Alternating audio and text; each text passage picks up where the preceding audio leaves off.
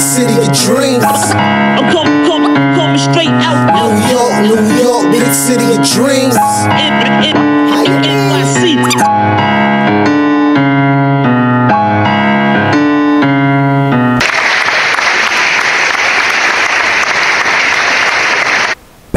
We are back. We are back. We are back. It is the Nick of Time show. This is Jay Ellis and your guy Ryan G in the building. Is back to the G and J show. No Kathy, no Edson today. We're on our own. On our own, all by ourselves. And guess what? We get to talk about a Knicks win. Two. Yeah, matter of fact, two. Yeah, Atlanta and San Antonio. Those wins. Yeah, 2 out of 3. Yes. we know there's a lot of Latin people here taking over America. Those. Yes. I'm hyped. Even though we took us mad long to get the show started, I'm mad hyped. We just saw the Knicks beat the Spurs. Beat them in 130-118. Yeah.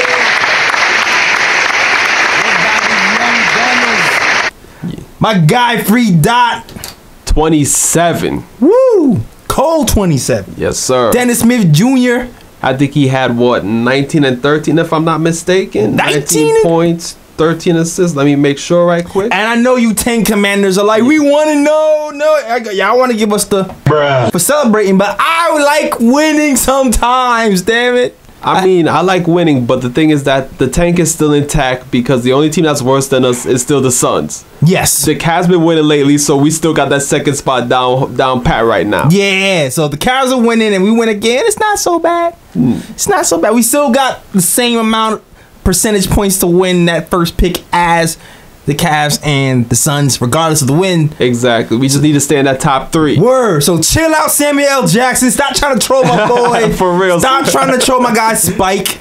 Shout out to Spike man. Lee. He did a show with us last year, if you didn't know. Yes, sir. We Yes, famous. sir. Yes. Not yet, but we trying. We can get in there. We'll get there. But I'm hyped, yo. I'm hyped about the show. Yo, let's do. We usually do these game recaps at the end, but we're gonna talk about these Spurs games right now. Yes, got to. Just it's a Sunday night. Yes. And I guess I will get into the stats and the facts right quick. Yes, my man Ryan G. The stats and the facts. What you got, my guy? Yeah, and as you know, when the Knicks win, I do not read no visiting stats, so y'all not gonna hear no Spurs stats. The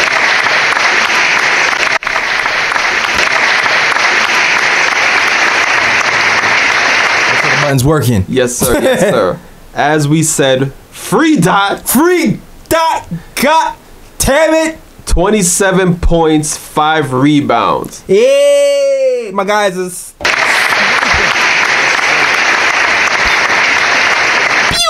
That should be a sound effect. Exactly. He had plus 14 when he was on the court, the highest plus minus of any Knick in this game. That's your damn right. Frustrating DeMar DeRozan with the physical defense. Yes, sir. Pushing him on the floor. And then we had your boy, Emmanuel Mudiay. Mud.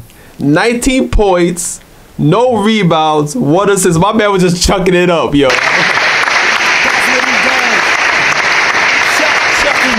Exactly. I mean, I'm not. We won. I'm gonna leave the jokes alone. Yeah. But 1 assist for the second game in a row for our point guard. Oh, for real. But it's alright though, because we had Dennis Smith Jr. that had 19 points, 13 assists, so he made up for all the assists.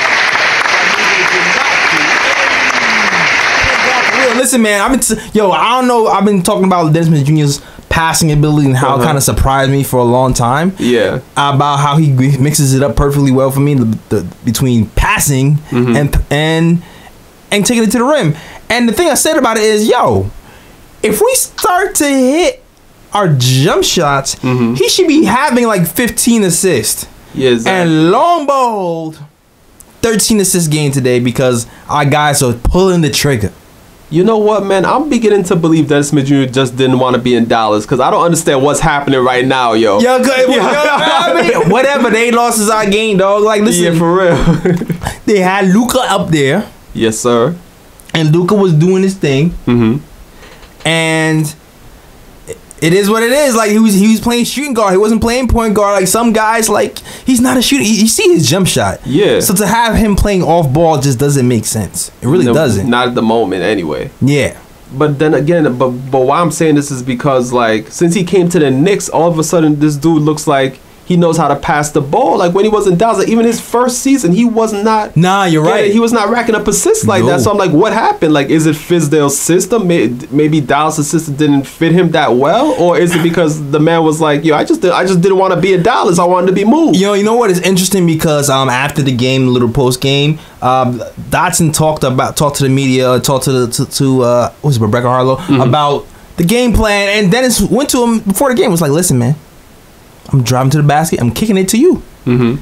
And be ready. Yeah. And Dots is ready. Yeah, he was more than ready. He was more than ready, man.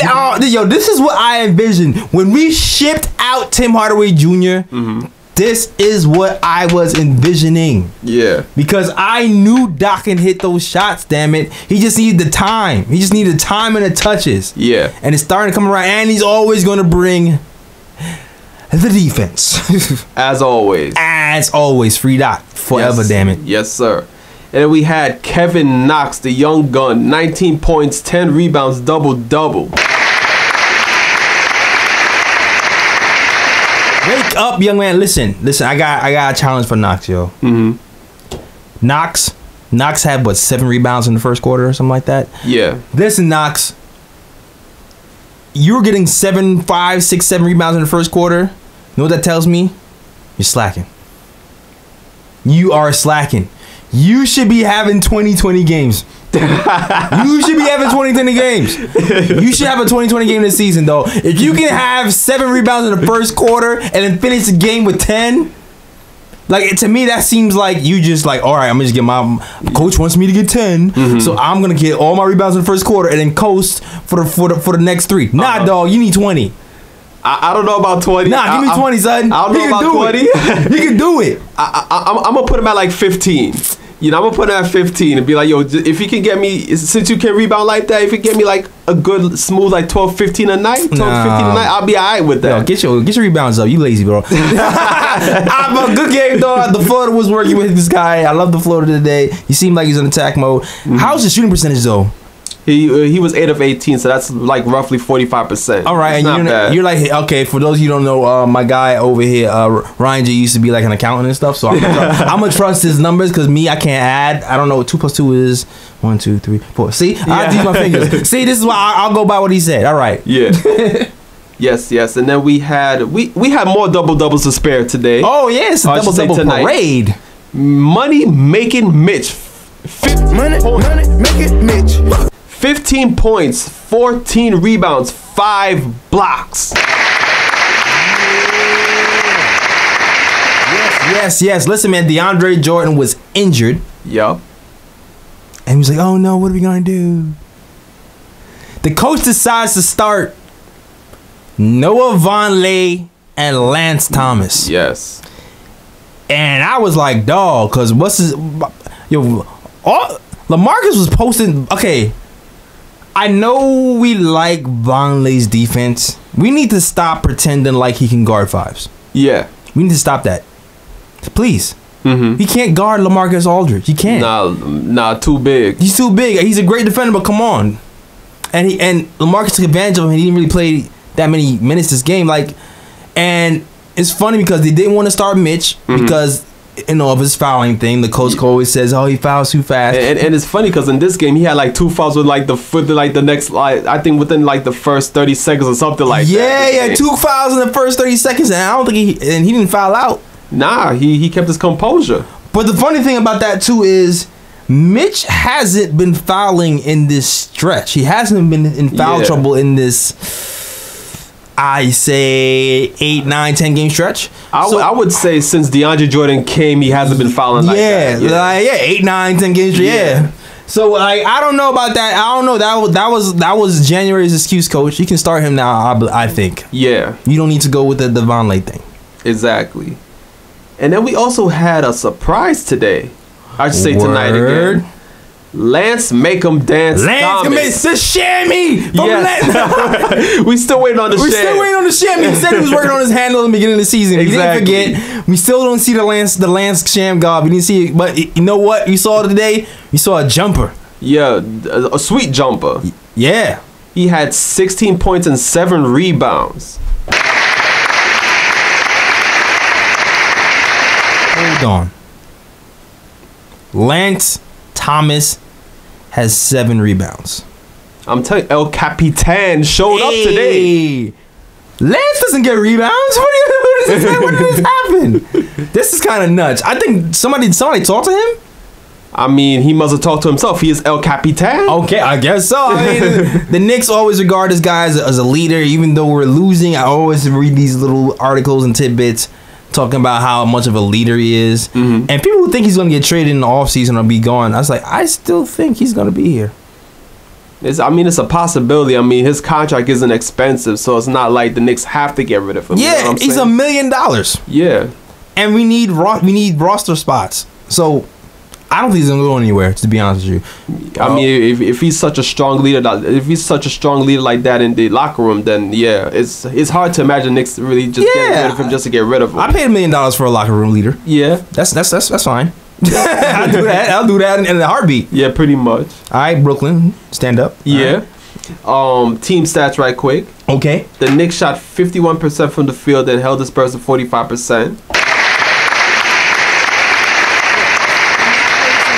I heard some stat that they held in halftime. They held them to under their average from the 3-point line, and they're like leading the league in 3-point percentage. Yes, they are. This game they only shot 25% from 3-point range.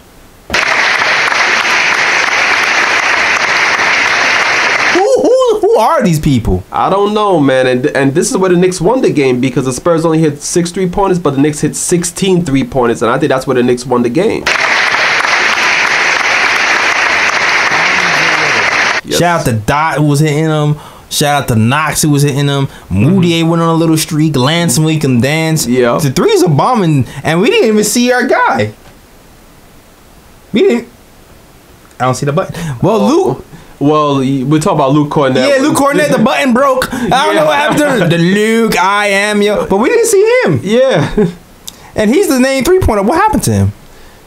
I don't know, man. I mean, you know Fizz's rotations. Like, sometimes guys are in the rotation, sometimes guys aren't in the rotation. You really don't know. Yeah, you sneeze you out, though. Yeah. That's how it happens sometimes. For real. Yo, shout out to the Knicks. Great Knicks win. We finally got one. We avoid the longest losing streak in NBA history. Yes. We snap an 18-game losing streak, and we snap an 18-game home losing streak. You say, well, yeah, it's a good feeling. First win since December 1st at home. Woo! That's crazy. Woo! It's almost March. It's almost March. My God, what? That's crazy. Ah, man. Only the 5th win at home this season. Jesus Christ. Yo, shout out to the Knicks when I'm glad. Okay, well, we reversed the show.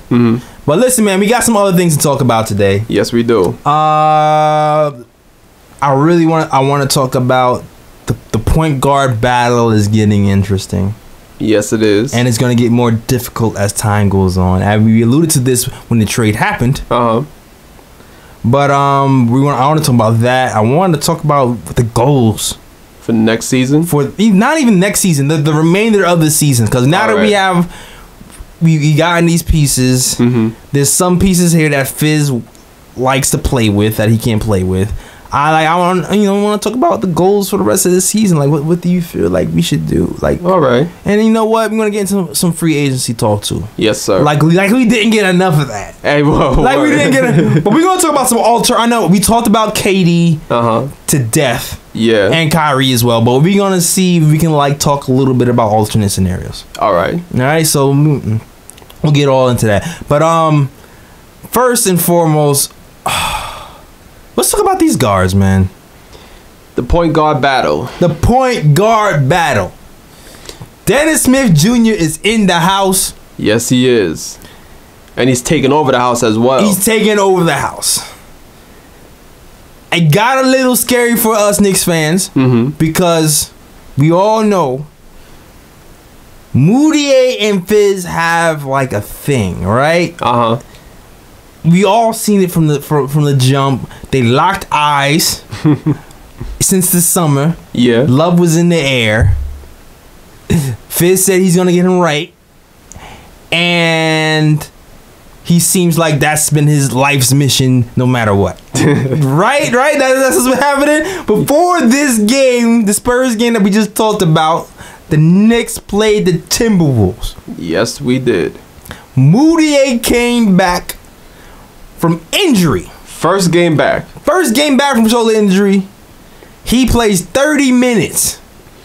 And a lot of those in the fourth quarter. Bruh.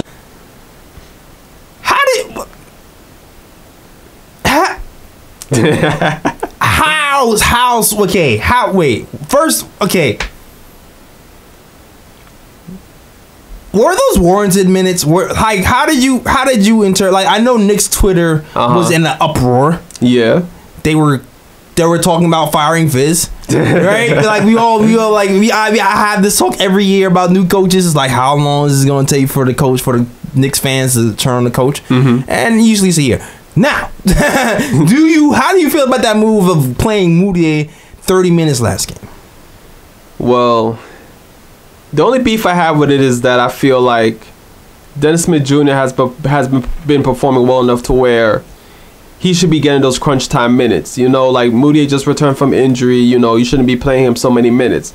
But at the same time, at least in the Timberwolves game, I can see why Fizz left them in. Okay. Because even though the Knicks were down, I think the Knicks were down by like 19 in the fourth. Like Mudiay did like help the Knicks mount like a little comeback in the fourth quarter before the Timberwolves shut the door on them. Yeah. So I can understand why Fizz played him, because Mudiay actually played well in the fourth quarter. But as I said, like Dennis Smith Jr., he earned those minutes. Like when Mudiay was on the bench hurt, Dennis Smith Jr. was there and he was balling. So therefore, he's a starting point guard. You give him those minutes. You trust in him to help bring the Knicks back in the fourth quarter, and you let Mudiay just ease himself back in slowly since he's coming back from injury. Like, and you know, I'll paint the whole scope too, because that game is the Knicks played the Timberwolves. Knicks had 23 turnovers. Yeah, that too. Now we're pretty good. We're pretty good at being frugal with the ball. We don't really turn the ball over much. That game we had 23 turnovers. Dennis Smith Jr. himself had 5. Yeah. I think he had 5 turnovers, 7 assists. So he wasn't, and the start of the third quarter, he wasn't playing well. So I was actually alarmed as well. But here's the thing. Mudiay playing well, air quotes. Right? Like when you look at the run, he was being aggressive. And he wasn't making a high percentage of his shots. Nah, he was. I think he shot 6 of 16 that game. Right. So from the optics from the fan, they're going, well, he's not playing well because look, this guy shot 6 from 16 and he's missing all of his shots. Yeah. So, but at the same time, we were cutting into the lead when he was chucking. Yeah. Right? So it's it's like give and take right there. Yeah, so it's like, because I was kind of with that same thing. It's like, yo, get this guy out of here. Like, why are you leaving him so long? Yeah. But it's like, depending on, if you're already frustrated with Mudiay and the way, if you were Frank Hive, right? And you are already frustrated with Mudiay getting more minutes with Frank. I think you come into this game on edge already. Yeah. And you're like, you see this guy chucking up shots, and you're like, oh my god, again, like your hands are in the air like the the car salesman thing. Oh my god, exactly. And you're like, this guy. Fizz has a hard on for Mudiay, and it doesn't matter what he does, he's gonna play him. Yeah. But after taking my hated glasses off, I realized I heard a lot of noise outside. That's why I paused. Okay. I realized that maybe it was my hated glasses, and maybe I overreacted a little bit. So it is what it is. Yeah. And I'm moving for that. I think I agree with Ryan. And I know this is going to be the unpopular opinion. I'm ready for the comments. Yeah. But yeah, back to the point guard battle though. I was sad, man. I was personally sad. Sad for who? I have developed feelings. Not like, basketball man crush feelings. For my guy, Kadeem Allen. Oh yeah, Kadeem Allen. Kadeem Allen was out here balling. He was. Kadeem Allen averaging 10 points, 4.5 assists on 48% field goal percentage and 50% from three. He was balling. He was playing pretty damn solid. And and then he had a game versus the Cavs when he had 25 points, 6 assists, and shot 62% from the field. And on top of that, he had the Hawks, the game that we won. Yeah. 14 points, 9 assists, and 55% from the field. And on top of that, the defense. This guy. Yeah, he defends. He's 6'3". He has like a 6'9" reach. And he ball hawks. Full court. Yeah. Press. And he makes the right pass. So I'm just like, yo, I really like this kid. So when Mudiay came back, I'm just like, bruh, you ruined it. I like him. Yeah, but I think the thing is, I think everybody knew that Kadeem Allen was just gonna be a stopgap. Like once Mudiay comes back, and then it's gonna be even worse when Frank Ntilikina comes back, because once those two are back, then you already know Allen's not gonna get much burn. I understand, but dog, he was playing well, man. He was playing well. 48% from a guard. Yeah, that's pretty impressive. I know it's a small sample size. 50% from 3-pointer. That's insane. Yeah, I mean, it's good stats. But as I said, if you even think about it with common sense, everybody knew that the only reason they brought Kadeem Allen up was because Mudiay got hurt, Frank got hurt, so it's so all we have at point guard is Dennis Smith Jr. And then like Allonzo Trier, who we can play there sometimes, but he's more of a 2 guard, so they're not gonna really play in there much. I feel you. You know what it is too? There were games where I felt like Kadeem Allen was the best player on the team. I think that was there was a couple. I was like, yo, Kadeem, you got the game ball today, even though we lost, but he was the best player on the team. So it was it's hard for me to see somebody who's the best player on the team for a game or two to be like, oh, Mudiay's back. Yeah. And you're like, oh, let's go. It's like, damn. Oh. Yeah. Oh, man. It's kind of like, I'm happy now, so don't. Hey, baby. It's Happy Valentine's Day. All right. This is like if you're in a bad relationship, right? And your girl and the girl goes on to visit her family. And then you're like all happy, like, yeah, you having a party, you on that loose. You meet some new girl, like, oh, she's happy. And then the girl comes back from vacation, she's like, oh. He gets a little pressed again. I saw how I felt like when Mudiay came back, the girl came back from vacation and all the fun is over. That's how I felt. Oh, man. But, question. Because I thought about this too. We have Dennis Smith Jr. And we have Kadeem Allen. Yeah. Isn't it weird that they both seem to be weird, upgraded versions of Mudiay and Frank? Wait, hold up. So you're saying that Kadeem Allen is a upgraded version of Frank and wait, who's the other dude? Mudiay and Dennis Smith Jr. And Dennis Smith Jr. is an upgraded version of Mudiay. I know. Okay, and I'm gonna explain this a lot more because I know it's not a 1-1 comparison. Okay, so for instance, Frank is 6'6", 6'7".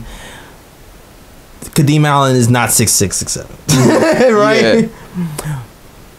But Kadeem Allen and Frank both came in as a defensive guard. Yeah, they both have their, reputation as defensive guard, and they lean on their defense to get to what they have to do done. But keep in mind, Kadeem Allen's older than Frank. Yeah, let's keep that in mind. So when I say keep it with a grain of salt, he's a little further along his development, right? What I'm saying is Kadeem Allen is not like a flashy player. He's not a guy who's going to be super take you off the dribble. He just kind of finds his spots, takes advantage of his little floater that he developed over time, hits his 3-point shooter once in a while, 3-point shot once in a while, and then goes to the hole and finds other guys to kick it to. Like that's pretty much what we want Frank to do. Yeah. And when you look at Mudiay, well, this might be a bigger stretch. Mudiay was supposed to be that big. He's supposed to be the athletic guard. That his shot wasn't, that good. Yeah. But he's supposed to be able to that athletic guard who can probably finish. And then Dennis Smith Jr. came over here, and he's the athletic guard who can finish. Loose. I mean, it's a stretch. You can tell me it's a stretch. You don't gotta lie to me though. You can tell me it's a stretch. You can tell me. Yeah, I would think it's a stretch because I get the comparisons. Like Kadeem Allen and Frank are both defensive point guards. Kadeem Allen is a bit more developed offensively because he's a bit longer. He's a bit further in his development than Frank is at the moment. He got more minutes. He get more minutes in the G League. Yeah, yeah. But I mean, at the same time, though, it's like, at least body types. Body types are completely different, and I do feel like, even though Kadeem Allen is a defensive point guard like Frank, I do feel like Frank is still better defensively just because he has the tools, like the wingspan. I will say that Frank is still better defensively than Kadeem Allen. I will say that. Yeah. But Kadeem is a lot more offensively better than Frank. So it's like I would love Frank watch Kadeem, dog.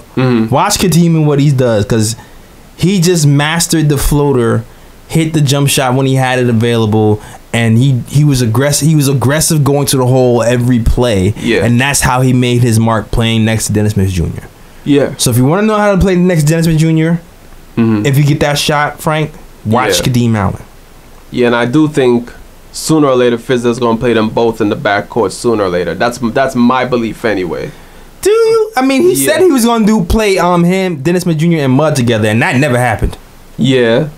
I think eventually it's going to happen, whether it's Dennis Smith Jr. and Mudiay or Dennis Smith Jr. and Frank. I think eventually down the line it's going to happen. He's going to pull it out of his bag in one of these games coming up. Now as for the other comparison, Mudiay and Dennis Smith Jr., I think it might be a more legit comparison just for the fact that both are more offensive minded than defensively. It's just that Dennis Smith Jr. is a bit more explosive. A bit. Yeah. a little bit. He's a bit more explosive than Mudiay, and I would say Mudiay is probably the better jump shooter than Dennis Smith Jr. is at the moment. No, that's funny because at the moment, yes. Yeah. Because we'll see how long this lasts. Because Mudiay's downfall has always been his jump shot, and he's never really had a big jump shot. Yeah. And his last game he's been back, the jump shot seems like it has returned.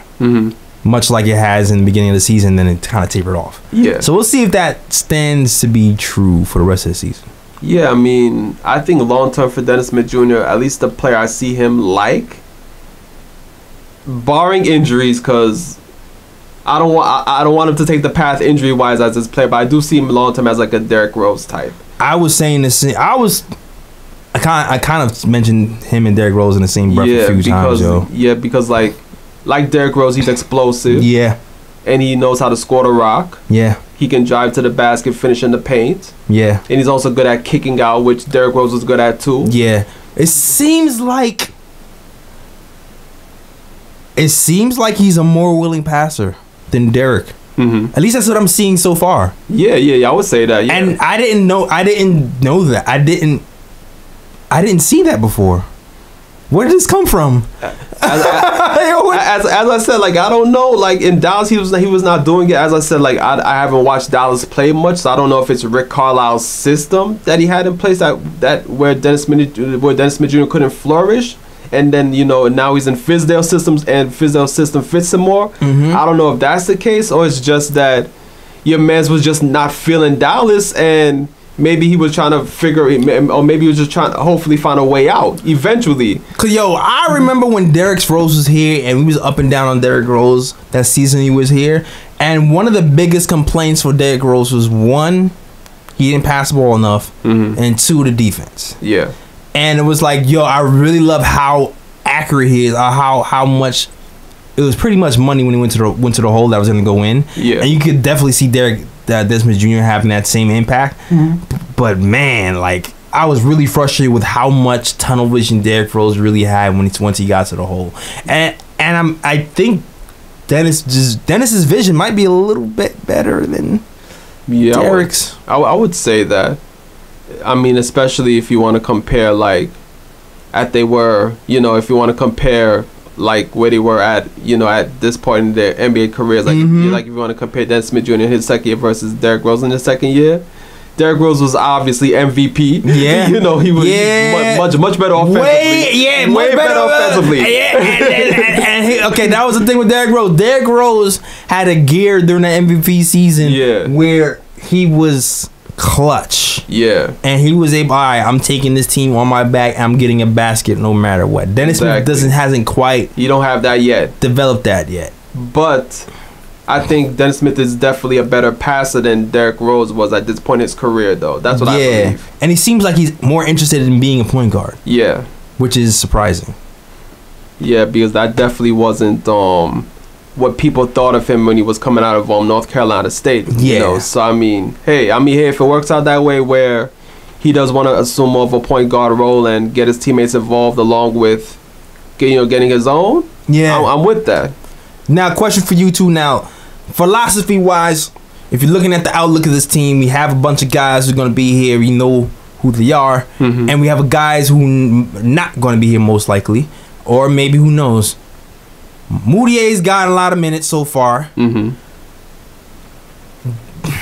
Does it bother you that the coach is giving Mudiay all these minutes? At the moment, no, because Mudiay, behind Dennis Smith Jr., like, that's our two best point guards at the moment if you want to look at talent-wise, you know what I'm saying? Right, yeah. So, at the moment, like, I'm not really mad at Mudiay getting all these minutes. Now it's going to get a bit cloudy once Frank comes back because it's like, how are you going to split minutes between those three? Right. But at the moment, like, talent-wise, potential-wise, Mudiay is, like, he don't have much. He don't have more potential than Dennis. Oh, no, definitely not. Yeah, but that's there. Yeah, but I'm just saying, like, talent-wise, overall talent, like, he's one of our better point guards, so you have to give him minutes, so. So moving forward, if he ends up getting more minutes than Frank, which he can definitely happen, then what would your thoughts be on that? Is it like a tough call because Mudiay is the better offensive player? I will always say I felt like Frank was gaining on him during during that little run in like January when he's kind of come back and Mudiay was kind of on the descent. Right now, Mudiay seems like the type of guy like when he rests, his mind refocuses, and he's kind of sharper. Yeah. Cause today, like, he was on point. Yeah, and he was. Like, when he has his rest, he doesn't fall. He doesn't fall when he's doing his layups. He makes his jump shots. It's like, yo, who is this guy? He's not passing though. He's definitely not passing. He's definitely not passing. Yeah. Like, what 2 assists in his last 2 games? Bruh. And I'm kind of mad at Fizz because the last game when they benched Dennis Smith Jr., Mudiay went to the coach and asked him, "Hey, do you want me to keep shooting?" And the coach told him, "Yeah." Bruh. You're like, yo, what about setting up your teammates once in a while, my guy? Like every 2 plays. And it's funny because Fizdale said he's our best passer, but I'm like, yo, he's our best passer, but he's not showcasing his passing ability right now. Who knows that? You and him? The most willing passer? I don't know. Exactly. I don't know. That's not here or there. Yeah. But this point guard discussion is going to be a little more interesting as time moves on. Frank is still injured with that groin. Yeah, but they say he's progressing though. They said that I think he picked up like more activity during practices or something like that. Yeah, correct. He did pick up his activity during practices. I know he's doing little shooting drills and things like that. But it remains to be seen when he comes back. No one really knows. And it's like, this is valuable time. There's only like 23 games left. Yeah. It's kind of disheartening that he's injured again because I really wanted to see some development from Frank moving forward. But you know what? And that, we can get into that too right now. Like goals for the season moving forward. Goals. Yeah, because Fizz came out here and said he wants the team to be a top 5 defense, and he feels like they can do it. Speaking about that though, I think they said like since I don't know how much of a game span these stats cover. I think it's around the time the Knicks made a trade with Dallas. But he said like around that time the Knicks have been the 8th best defense in the league. Yes, they said in the 8-game span, the Knicks have been the 8th best defensive league, which is huge. Yeah, huge. Because I mean, before that trade, like the Knicks were like 28th, 29th in the league in defense. Oh man, that is like the bottom of the league, a Knicks team. Yeah, we came here, we saw Starks and Ewan in them, exactly. And we come to the dead last, and like, come on, KD, you want to come to that? Yeah, like that's not Knicks basketball. That's definitely not Knicks basketball. So it's very, very, very, very great sign that we're progressing. Yeah. Now here's the thing though. Are we progressing because the Knicks got better, or are we progressing because we got rid of some people and some people were injured? You know what? Enes Kanter, Mudiay. Yeah. because because we had Enes Kanter here and he want to complain about, not having playing time, and it's like, my guy, the reason why you were not getting playing time is because you don't provide nothing to us defensively. You're one of the reasons why we're 28th and 29th in the league in defense. Bruh. Yeah. And then again, Mudiay, it's like, okay, Mudiay, we understand. You're good offensively. We like that. But can you give us something on the defensive end as well? Please. Because the reason why, as you said, when Frank and Mudiay was healthy and it seemed like Frank was gaining on Mudiay and Frank was deserving of that starting point guard spot at the time over Mudiay, was because of that reason. Yeah. Like, Mudiay's offense started to slip and he was providing nothing on the defensive end. Yeah. And Frank started to play a bit better offensively, and then Frank's defense is always there. Yep. So we were like, you know what? It's about time you bench Mudiay and put Frank in there. Until that injury came, and it's like, oh. Yeah, exactly. So I mean, yeah, of course, when you replace 2 guys that don't play defense with people that actually play defense. Shout out to DeAndre Jordan. Exactly. And also shout out to Kadeem Allen, because he was also part of the defense. Yeah. And also Dennis Smith Jr., he's not a great defender, but he's decent. Like, I thought he was terrible in Dallas, but he's taking some strides. Yeah, he's decent. He's definitely taking some strides and being decent, not a crazy minus defender. One day I'm actually look up his defensive rating over his last few games. Yeah, that'll be interesting.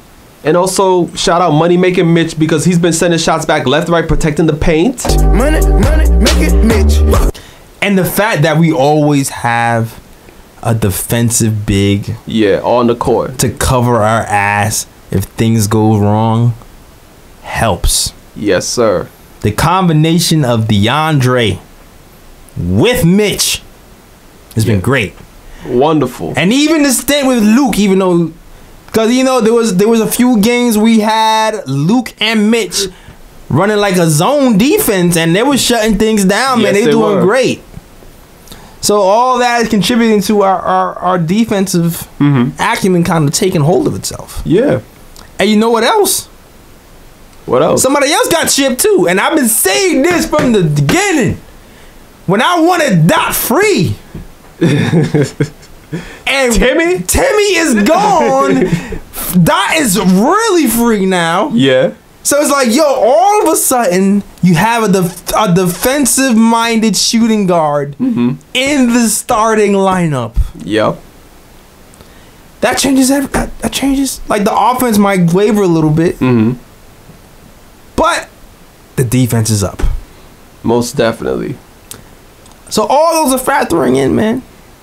And all those are factoring. And listen, if we have offensive games like we've seen from these guys today where Dodds is giving you 20 points, with the defense, Knicks gonna win some more games down the stretch. Yo.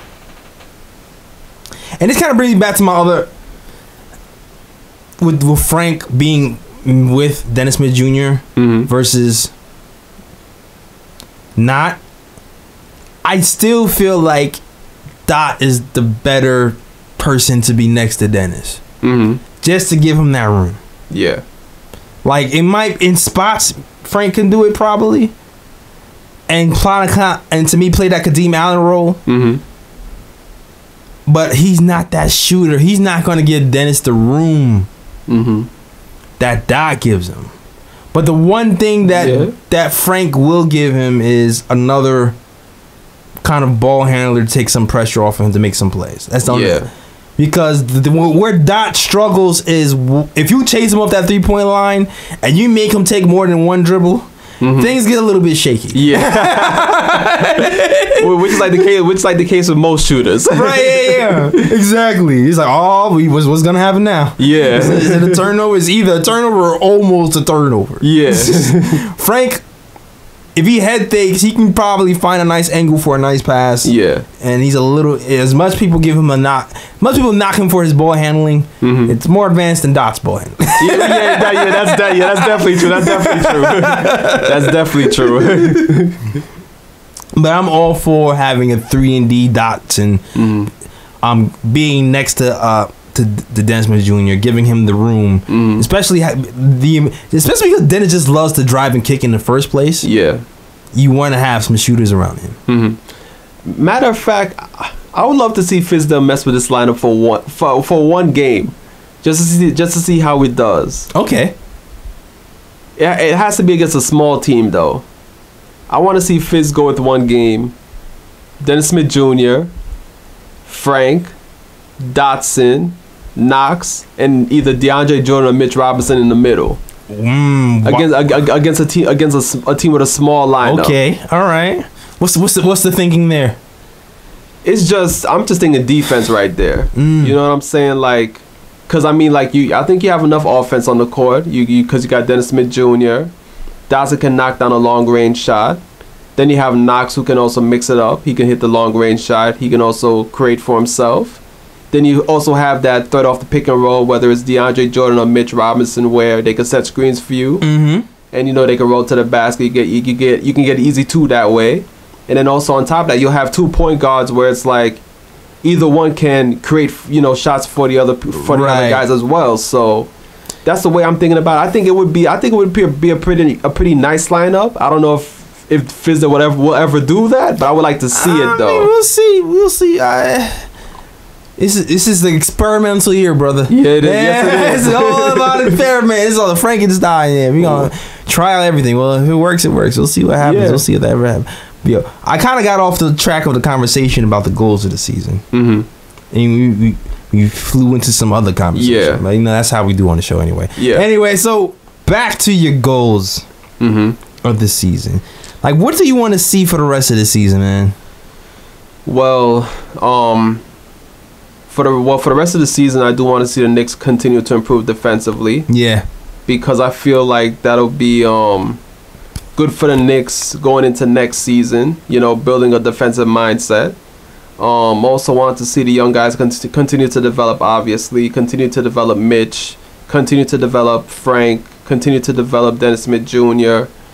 Continue to develop Dotson, just continue to develop all our young guys, Trier that we know is going to be here next season. And Because at the moment, like, yeah, Mudiay is one of our better point guards, but we don't know for certain if Mudiay is going to be back next season. Now, just if we get KD and Kyrie, I don't know. I'm not sure Trier will be here. Cause I think we have like a player option on him, and we might have to end up letting him go for cap space purposes, unless somebody decides I'm gonna take a little bit less to get like. So that might be something to look out for if a KD Kyrie situation happens. But I agree with you, man. I think those points, like the defense, is definitely something that I want to see happen and progress. I would love to see us be a top 5 defense. I would really like the Frank thing is the one that I really want to see the most, but it just seems like injuries is really going to not. I'm not gonna be able to see it this season. I don't think there's gonna be enough games left to actually see like a more turn of a corner at the end of this season for Frank. Yeah. So that pipe dream might have to go. But Mitch, what I want to see from Mitch is what I'm seeing. Yeah. It's kind of funny because if Mitch doesn't progress from what he is right now, he still might have like a 10-year, run in the league. Like, of course, like he will have a job in the NBA if he doesn't get any better from today, which is kind of crazy. Yeah, but the thing is like, you have to remember, like, this dude ain't played no college ball. Like, he basically sat out for a year. And if he's performing like this, you know, like, because you have to remember, like, coming into the season, we thought this dude was going to probably be in the G League or at least rotated between G League and the NBA. I kind of was not on that fence, and I think people were looking at me like I was weird. But I was just like, I was like, yo, who do we have on the team that plays defense as a big man? Enes Kanter? Definitely no. Right. Like, so I was like, I kind of figured he was gonna play because we didn't have a choice. It's not like we have big man depth. Yeah. And then I was like, and especially when the Joakim Noah thing started happening, when he's like, okay, whenever it became apparent that he was gone and there was no, and Joakim Noah was getting like 10 games, by the way, right now, which me and you were kind of like, yeah, like I wouldn't be surprised if this dude goes somewhere else and starts balling. We were kind of talking about that, even him doing it here, because I'm like, yo, he's been out, you know, resting, and he's probably healed up, and he wasn't playing super. You know what? Speaking of Joakim Noah, I don't know if you saw it, but on one of Chris Brickley's posts on IG. Because Brickley was bigging up Joakim Noah because he just had that 20 and 10 game the other day, right? Yeah. So this Knicks fan posts on Brickley's account, right? And he starts thrashing Noah. Oh, saying how, you know, he wasn't productive in New York because he was too busy hanging out at One Oak. I saw that.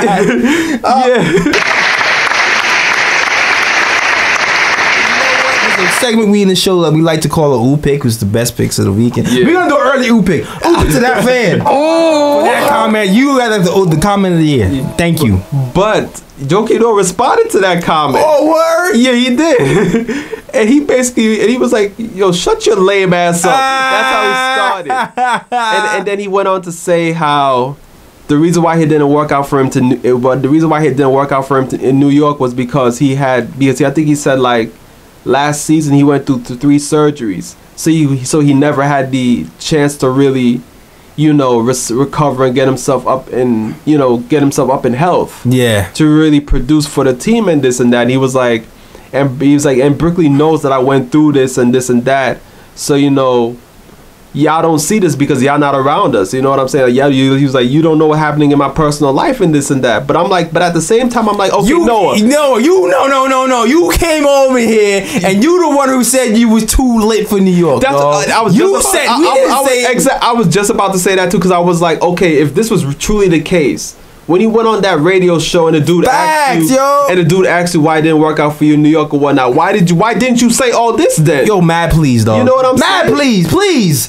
You all know he what I'm please is saying? all he please he's copping over here, yo. Like, come on, Exactly. man. Stop it, dog. It's like, why didn't you respond with that then? But no, you said you was too lit in New York. So obviously, if you're gonna say that, we're gonna think, yeah, your ass was in 1-0. Exactly. You put that on yourself. Bro. Exactly. You put that on yourself. Stop it. Don't blink. Bruh. And first, bro, the show goes to Joakim Noah. Yeah. Yeah, for that lame ass excuse talking about when you the one who put that old news out yourself. Exactly. Come on, son. I'm like, yo, you a dumbass then, because I'm like, why didn't you say all this then when you were asked the question about why it didn't work out in New York?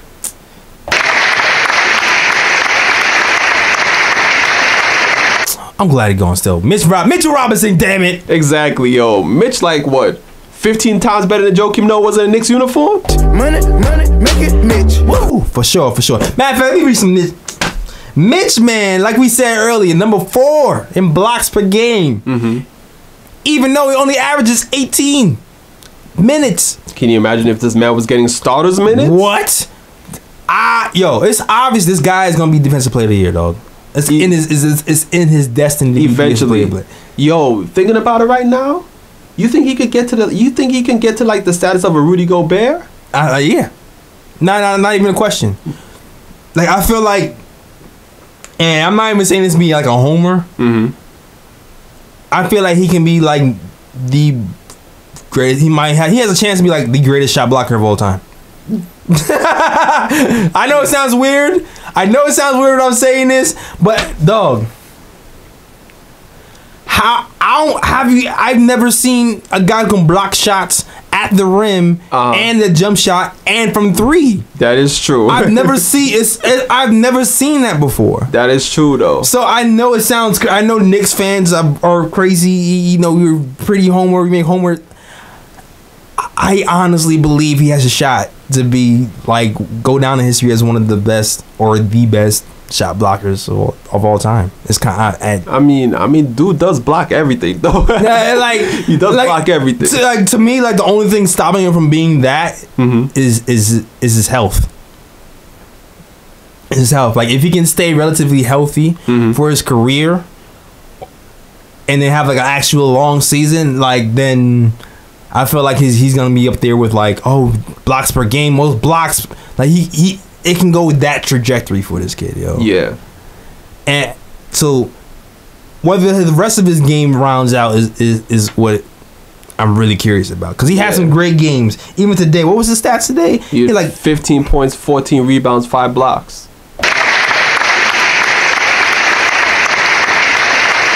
And ever since Jordan came here, DeAndre Jordan, Yeah. we had to clarify that. The only Jordan that matters, DeAndre, right? Ever since he got here. Yeah. I know you mad. You're probably wearing Jordans right now, aren't you? Yeah, I am wearing Jordans right now. Where are your Ewings? Where are your Ewings? Where are your Starberries, Riot? I'm gonna cop me some Ewing soon, but I'm wearing Jordans right now. I ain't even going front. I didn't even look down. I was like, disgracing the Knicks legacy. Okay. You know what he did to us, right? You know what he tortured? Never mind. All right. Yeah. I'm sorry. I was rocking Ewings when I was rocking them back. Anyway, so he had a game. Let me read some of these stats. Yeah. He had a stretch when DeAndre Jordan got here. 14 points, 13 rebounds, 4 blocks. 10 points, 8 rebounds, 2 blocks. 15 points, 7 rebounds, 3 blocks. 11 points, 6 rebounds, 3 blocks. 13 points, 10 rebounds. I'm like, yo, my man is hitting double figures all the time now. Like, who is this? Whose man's is that? I don't know, man. He just came out of nowhere with this. Nowhere. I'm really curious to see what he's going to be. And it's interesting because I was reading some things about him too. I forgot what. Oh, man. They were talking about his progression. And his trainer was saying, yo, don't quote me. I think they said Kerry Kittles. Kerry Kittles? Yeah, my memory's bad sometimes, so I could be getting this wrong. But he said he stopped reaching. They were showing him film about him reaching. And I correct me if somebody on YouTube correct me if I got this wrong. I think it might be Kerry Kittles that said he pointed out to Mitch that if he reaches like when he reaches, and if he was to stop reaching, he'd be able to play in these games a lot longer and start getting these ticky-tack fouls. And that happened around that same time too. And ever since then, his fouls have been cut down, and that's a huge reason why he's playing better. So shout out to, I want to say Kerry Kittles. I could be getting it wrong right now because my memory's bad. And I read it like 2 weeks ago when we was on vacation. Well, I mean, if it is Kerry Kittles, it's going to be weird giving a net credit, but it's weird, but you know what? I understand. Listen, it's weird. I understand. Yeah. Because Fizz is asking LeBron to talk to Knox. I'm just like, that guy, I get it. But, you know, it's LeBron.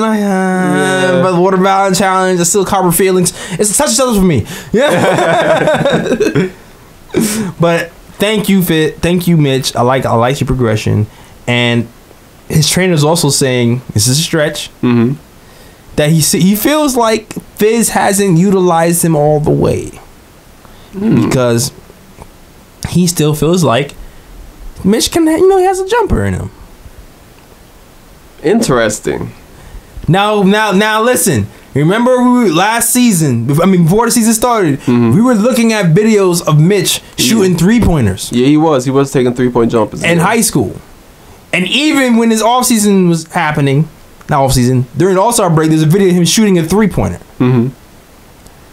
It's in the realm of possibility. I'm not sure if it's going to be Anthony Davis level with the handles, and I don't know about all that. I don't see the handles yet. I don't see that yet. I don't see the handles, but a face-up jumper?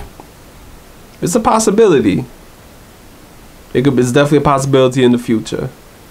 Stay tuned for that, yo. And I really think what Fizz is doing is building him from the ground up. He's like, we're gonna work on this and master this, and then we're gonna move on. So you notice the picks have been a lot sharper. He's not picking. He's not setting picks with his knees anymore. Yeah. You've seen the timing on his rolls have been a lot better. Yeah. You've seen the lobs have been a lot crisper. The timing is great.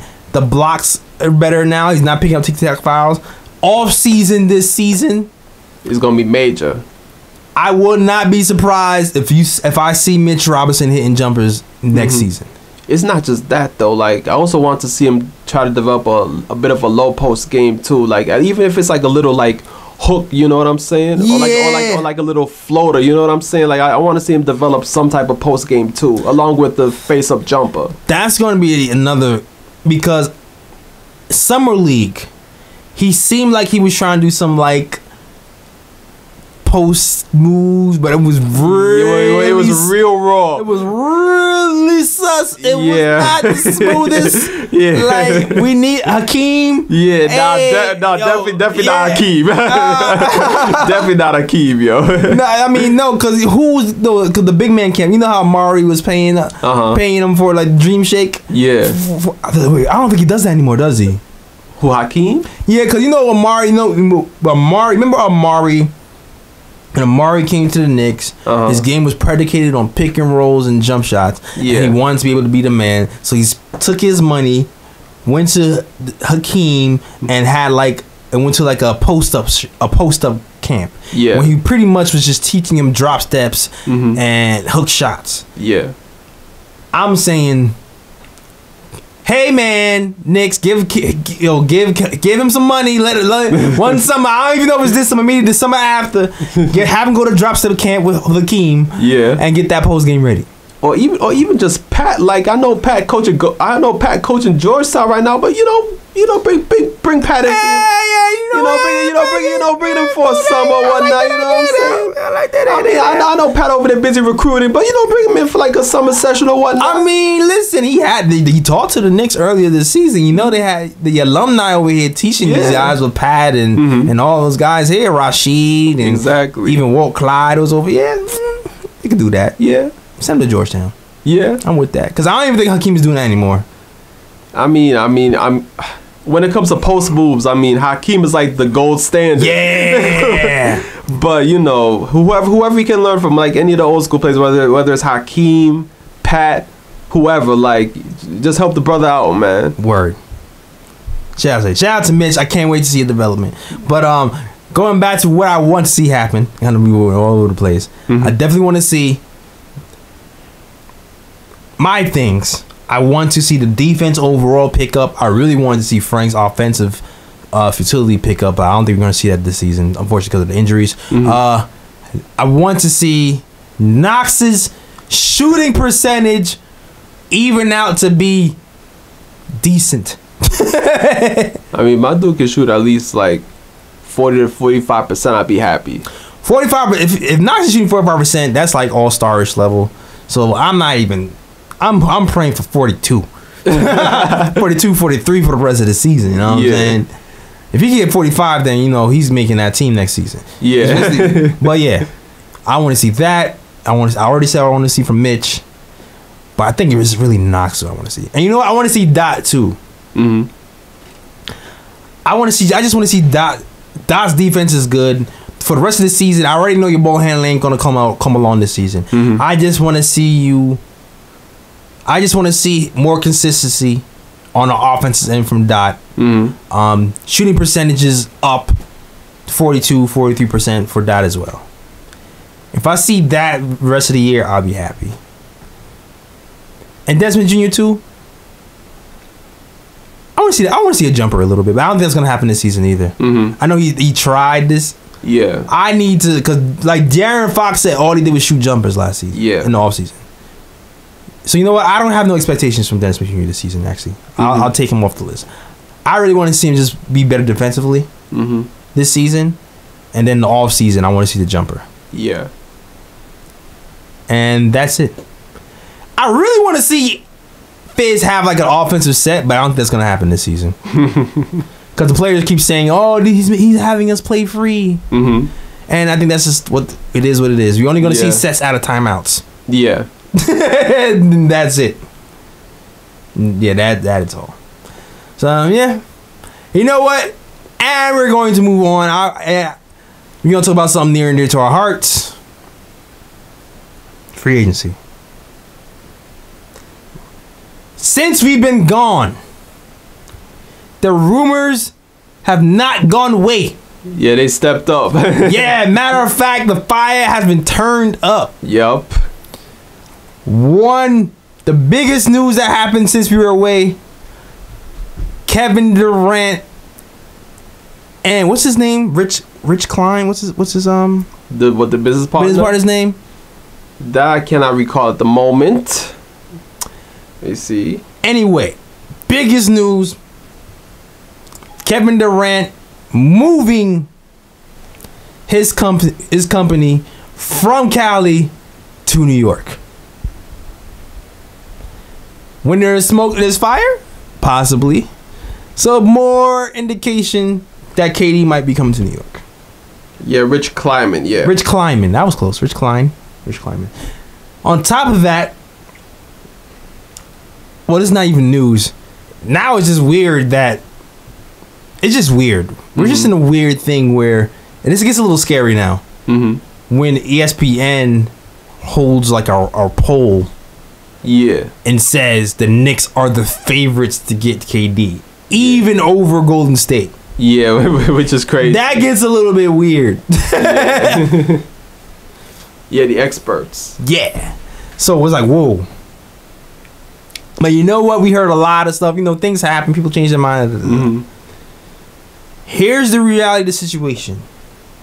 Oh, yeah. Before you move on, you forgot to mention KD and Kyrie were acting too buddy during the All-Star break. The infamous video of Kyrie and KD talking in the hallway. Yes. Kyrie puts up 2 fingers and says, 2 max contract, dog. We gotta go.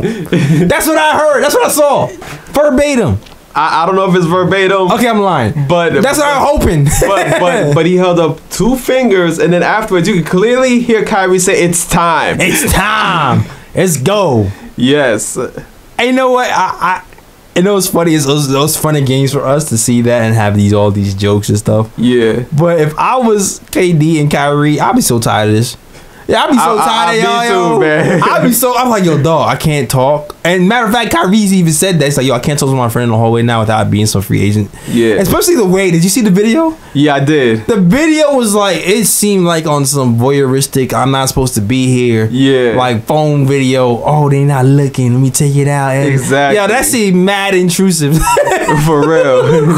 I be tight, yo. Oh man. And matter of fact, did you? I know I sent the video in the group chat. Yeah. With the video with where I think they took like video clips of like KD and Kyrie together throughout the All-Star break, and they were playing Mario's song. Oh yeah. Yeah, like yes. The bromance between those two is strong. Yeah. Might be tighter than ours, man. I don't know. Yeah. Might be. Might be tighter than G and J bromance. Yeah. But oh, man, do you think it's gonna deter them, man? Like, cause it's like, I thought about it. I was like, yo, I wish they pulled back now because at least Kyrie, maybe not Kyrie, Yeah. but KD. Yeah, because KD's iffy like that. Yeah, like he was like, you know what? I really want to do this, but nah, son, I can't deal with this. Yeah. It's a little, yo, New York media, chill, yo. Yeah, y'all really do need to chill. A little bit. Let our guy breathe, all right? Yeah. Let him don't scare him away. Exactly, because Kyrie about that life. Kyrie with it. Yeah, Kyrie with it, man. You know that. Exactly, but KD a bit too emotional. He a bit too sensitive. Yeah, you know he's what an I'm emotional orange. Like, Yeah. especially if you're looking at the climate here, you're looking at Kyrie, and the possibility of him matching up with the 76ers in the first round and possibly getting eliminated in the first round of the Celtics, because they're in the 4 and 5 seed right now. Yeah. So that first round could very well be Celtics versus 76ers. And matter of fact, if I'm not mistaken, I think the Celtics lost to the Bulls recently too. Like, Yeah, the Celtics are weird, though. They Yeah. have a weird chemistry. yeah, That's like, what's happening? I don't know what's going on over there. But hey, y'all also might be our game. Yep. But that's not what this talk. This is not what this topic is about. Yeah. This topic is about the other side, right? Because Knicks have a slot. Knicks have room for 2 max free agents. Mm-hmm. I know there's other teams out here buying. I think the Clippers.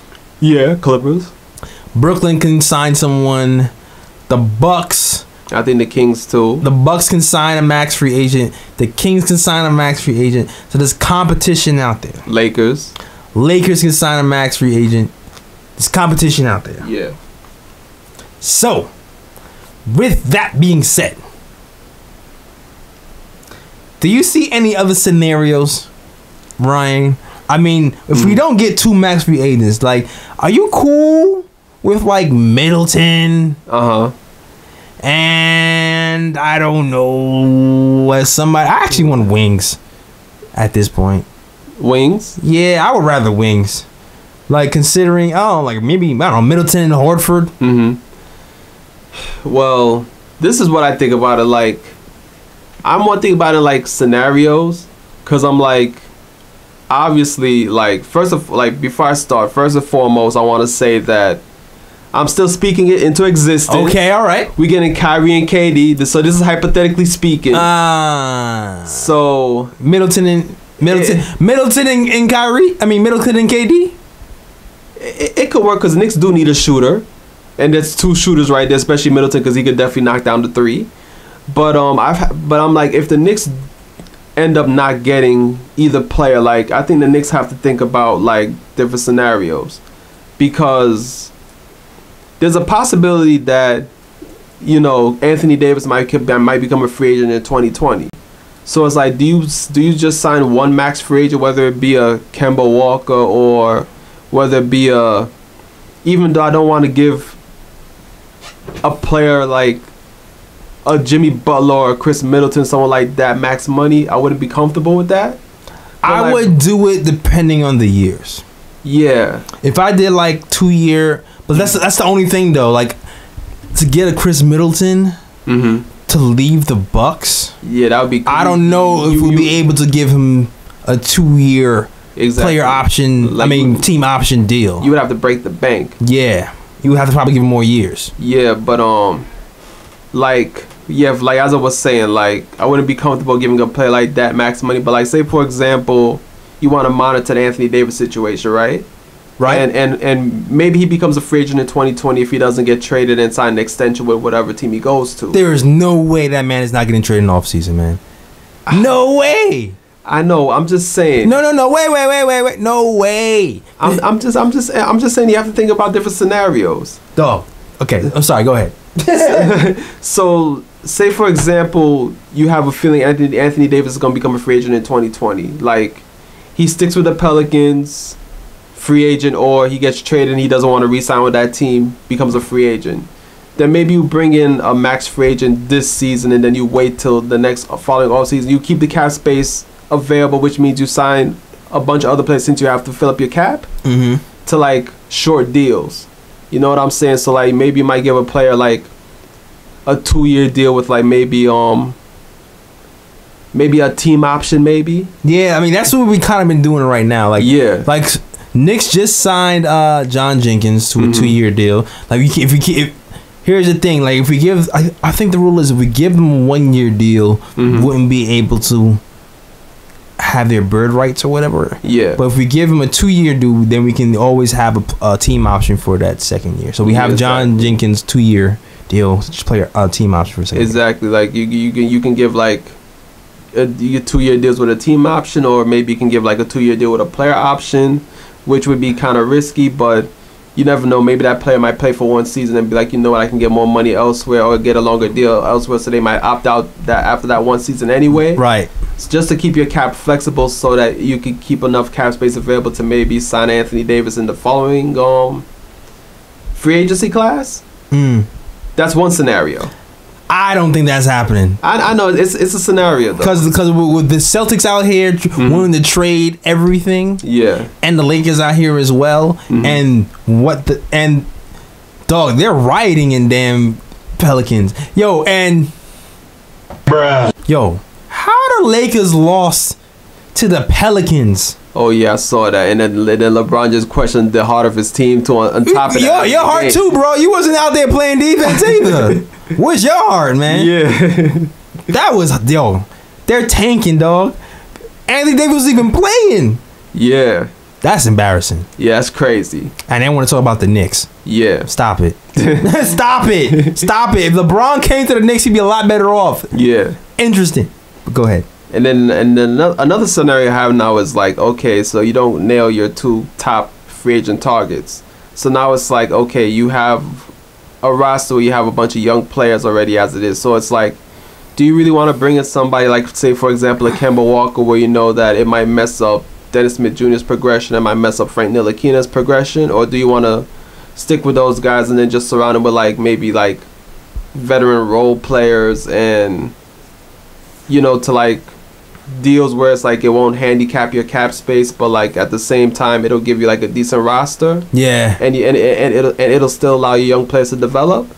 So I'm like, you know, so those are my 2 scenarios right there. I'm like, it's either you try to like sign one guy and then like hope that in the future you can probably get somebody else and just keep your cap flexible like that, or do you think like, okay, you know what, since we didn't get our top 2 guys, you know, maybe we should just stay the course and just develop our young guys and like just add solid pieces around them, you know, nobody to no crazy deals or anything like that, you know, flexible deals. I understand. Yeah, like the key here is flexibility. Yeah, is really what you're really getting at. It's like if we can't sign these 2 guys, maybe just go 1 star. And then some complementary pieces. Like, and ideally for me, I was thinking, okay, well maybe if we don't do that, we can get Middleton, Tobias Harris, or I'll even take a Jimmy or whatever. But like, not give him multiple years. Nah, that is the goal. Don't give him multiple years. But I would definitely have a Chris Middleton on the top of my list and see if like we can snatch them from. Because Chris he fits the mold of a young guy who's long, can be switched. That's the type of player that, you know, that Fizz wants. Yeah, 3-and-D. Will he leave? I don't know. Yeah, that's the thing, because it's like Milwaukee have the cap space to bring him back, and I mean they have his bird right. So like if they can sign a max, exactly, and then go over if they're if they're willing to go over. If they're willing to go over to sign him. Then on top of that, like the Bucks have a great team, so it's like, why would you really leave Milwaukee unless like you hate it there and you really want to leave? And, yeah, you know. So, but this is an interesting year, man, because 49% of the league is free agents, which is crazy. Which is insane. Yeah. So this is the year to clear cap. It really is. Yeah. And hopefully, like what's the top 10? The top 10 available is what? KD, Kyrie, Kawhi, Clay, all the K's. Yeah, all the K's, of course. Yeah, Kemba, Jimmy Butler, Middleton, yeah, Harris. Yeah, it's a good amount, man. Isaiah Thomas, Marc Gasol. Hold on. Eric Bledsoe. Yep. Al Horford. Paul Millsap, team option. DeAndre Jordan. He's coming back. I'm predicting it. Harrison Barnes. That's interesting right there. That's somebody I might look at. It's interesting. That's somebody I might look at for like I feel like we need a more reliable wing. I think that's what really me. And when I say I might look at, I know he's not super all-star level. No, but he's a solid wing. He's a solid wing. I would not, like I said before, not multiple long year contract. Nah. Just here's a year, 2-year team option. Yeah. Let's roll. Hey, Fizz, he likes developing young guys. You're kind of young. You fit in the mold. He can bring the best out of you. Let's go. Fizz is this, like that. That's what so I can see something like that scenario happening. I also have I always wanted Mirotic here, yo, but I don't think it's happening either. Yeah, Mirotic's always been a good player. Like he's always been good 3-point shooter. Good offensively, and he's a better defender than he looks. So Mirotic's always been a solid piece on like a really good team. So I'll be man. See, something like that, Middleton, maybe even Kawhi. I would love Kawhi here, yo, but I don't think he wants. It's funny because all the guys I really want, I don't see them coming here, except for the like KD. I can see Kyrie. I can see. Yeah. Kawhi, I would love Kawhi here. Yeah. I don't know if he's built for that. Yeah. His whole personality is like... Right. Yeah, and that's why, when people are saying that, him going back to LA, like, does he really want all that attention, though? I don't know. You know what I'm saying? Yeah. And then Tobias, I was thinking that was going to be like before the whole trade happened to the 76ers, I thought that would be a possibility, but the Sixers the Sixers seem like they want to keep that core together. Yeah, they were saying that. I think they were saying that the Sixers have like probably enough cap space to sign Ben Simmons. Joel Embiid's already under contract, right? But he had to re-sign Ben Simmons, Jimmy Butler, and Tobias Harris. That's insane. Word. And then JJ, we're like, what is JJ gonna do? Is JJ gonna? I feel like JJ will still remain there too, yo. I feel like he's that type of personality. Yeah, he's gonna have to take less money though, probably. Yeah. Or JJ Redick. You live in Brooklyn, B. I'm just saying. So, if that's a problem, if they lowballing you too much, my guy. That's what I'm saying. You need shooters. You can just come across the bridge. I know you used to Ben Simmons, but Dennis Smith, he's a driving kick king, dog. Exactly. You can still get those open threes, man. We can have you running off all the screens you want. Exactly. Oh man, yo, there's so many possibilities, man. Eric Bledsoe, and it's still even. Oh man, I don't know. It's gonna be a smart. This summer is gonna be the most important summer in Knicks history, yo. For real. This really might be like one of the most important summers in history. It can really set us up, or like. I know, like it's either it's kind of nerve wracking. I'm a little nervous. It's either like after this upcoming free agency, it's either the Knicks are gonna be championship bound or player or lottery bound again. Yeah. It's one or the other, yo. It really is. If we mess this up, then we stink for the. Oh my! I don't know. Yeah. I'm not even thinking about that. I'm not even putting that in the air. I'm not even gonna do it. I already said I'm speaking hypothetically right now. I already put it into existence. All right, I already put it in the universe. We're getting KD coming and Kyrie is coming. All right, my bad. Yeah. I mean, let me get downer. It's happening. Exactly. That was just fake talk, fake news. Fake talk, fake news. Exactly. It's content. Word. Oh man. All right, we got that out of our system. Yeah. Whew. Anything else you really want to talk about, man? Well, I mean, we touched on like the main topics. I mean, unless we want to talk about the All-Star break, you know, Kevin Knox performing in the the USA versus World game, you know, the Young Guns going at it, or you want to talk about Dennis Smith Jr. in the slam dunk contest. Oh yeah, that kind of did happen, didn't it? Try to put on for his hometown North Carolina, but it didn't work out. I mean, Dennis lost, but he represented. Yeah, he most definitely did. I mean, at least he made it to the final. Yeah, and then when he jumped smooth over J. Cole, like I was like, yo, yeah, this guy is not real. Yeah, he got crazy hops for his size. Yo, the pause. Let's say that before I even say it. The cockback. Yeah, I'm glad you said pause. I'm glad you said pause. I got pause before I even say it. When he was in the air, yeah, and he cocked the ball all the way. Yo, the cockback game is pause. Is dangerous. Dangerous. Pause, Kathy. Can't get on him for that. Yeah, man. But the thing too is that like, a lot of those dunks, man. If he nailed it on the first attempt, oh my, it'd have been money. It would have been 50 easy breezy. But man, it was alright. Dunk contest is alright. It was cool. The 3-point contest was better though. Y'all missed the 3-point contest. That's crazy. Oh man, the 3-point contest was lit. That was a really good contest. I even like that J. Cole. If J. Cole made the dunk, they should have gave him like even more. I know. Right? Like, were your props dunked? Exactly. Like, yo, here's a 60. Is that hold that 60? You win. Game over. Exactly. Yeah. And the thing is that J. Cole ain't stretch or nothing. Like he was in his like regular clothes and just went up and almost dunked it. Yeah, straight out the lounge shit with his oversized bright hoodie on. Exactly. I know the locks weigh like 30-40 pounds. Look at mad heavy, and he still got up there. He almost banged it. You know, everybody. He had a ball scholarship too. Yeah, he did. Mm-hmm. Yeah.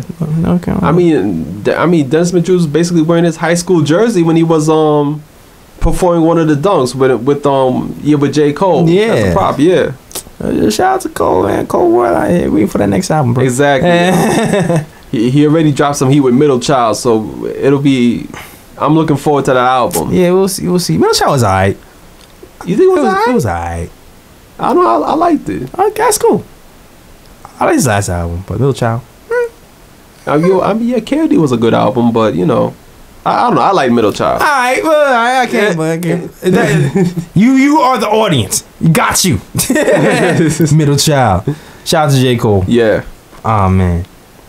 But and Knox did alright in his skills challenge. Yeah. The USA versus World. I'm just glad he made it, because you know what he did say? He did say he liked the experience of going over there, and he felt like being bonding with those guys kind of helped his game and gave him confidence. So, you know. Did he speak to LeBron, though? That's what we really want to know. Did he speak to LeBron? Because Finn said LeBron was going to give him some advice. Did that happen? I don't know. Cameras ain't catching, so I don't know. They were too busy watching KD and them. Oh man, it's all good. It's all good. I don't know. Should we get into the oohs and the bras? I guess we could do that. You know what? Oh, you know what? One thing I really want to point out though, it's something very small. Allonzo Trier. The game when we played the Timberwolves. For the first time ever, I saw Allonzo Trier drive left. Oh yeah. Those of you watching know what I'm talking about. If you watch every Knicks game like I do, Always right. oh, he'll cross over left. He'll always cross back over right. Yup. And if he cross over left, he either crossing back over right or fade away. Yup. I've never seen him go to the hole on the left. And he finished with his left too, which was amazing. Yeah.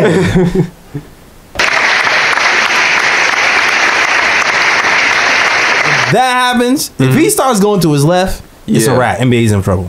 NBA's in trouble. For real. And that's all I gotta say. I got nothing else to say about it. I remember those days, man. Back in the day. Wait, you went left? Nah, like I always used to go right. But then I started playing, people, and then people start to, catch on it, and then all of a sudden, they start guarding your right hand, they force you to go left, and then it's like you have no choice but you go left. And then they're like guarding your hip, so it's like it don't matter what you do, you cannot go back right regardless. See, you gotta work on that left-handed, bro. Exactly, yo. And I remember one time I got so hyped because I went left. Ooh. And then I threw the ball up with my left, and it wasn't even like. So wait, that was like a layup. That was your ooping right there. Because that whole Trier thing just reminded me of this. Like I didn't even like do like a regular layup with my left hand because the dude was on my hip. So like I drove left all the way to the basket. Then I just did like a sky hook with my left and then waited. I was like, yo, Ryan Sky. Word. I'll see you. I was so shocked, yo. Like I wanted to run down the court like Shaq with my hand, but look at my left hand, like exactly like look what I've done. Yo, G League walk on. Word. Ryan G coming soon. Yes, sir. Watch out. Kadeem, you the backup. Ryan, you started. Exactly, yo. Like, yo, I can use my left hand now. That's why. Word. Oh man, it's funny when I play ball. People think I'm a lefty, but I'm actually a righty. Oh, so that works in your favor then. Yeah, because I'm a righty, but I like driving left. Mm-hmm. People get confused. Yeah. But then they'll try to force me to right, and then I go, no, you don't want to do that. Cause that's actually my strong hand. That's actually my strong hand. And my left hand is actually my weak hand. Yeah. So I mean, you trying to force me, I'm like, okay. Yeah.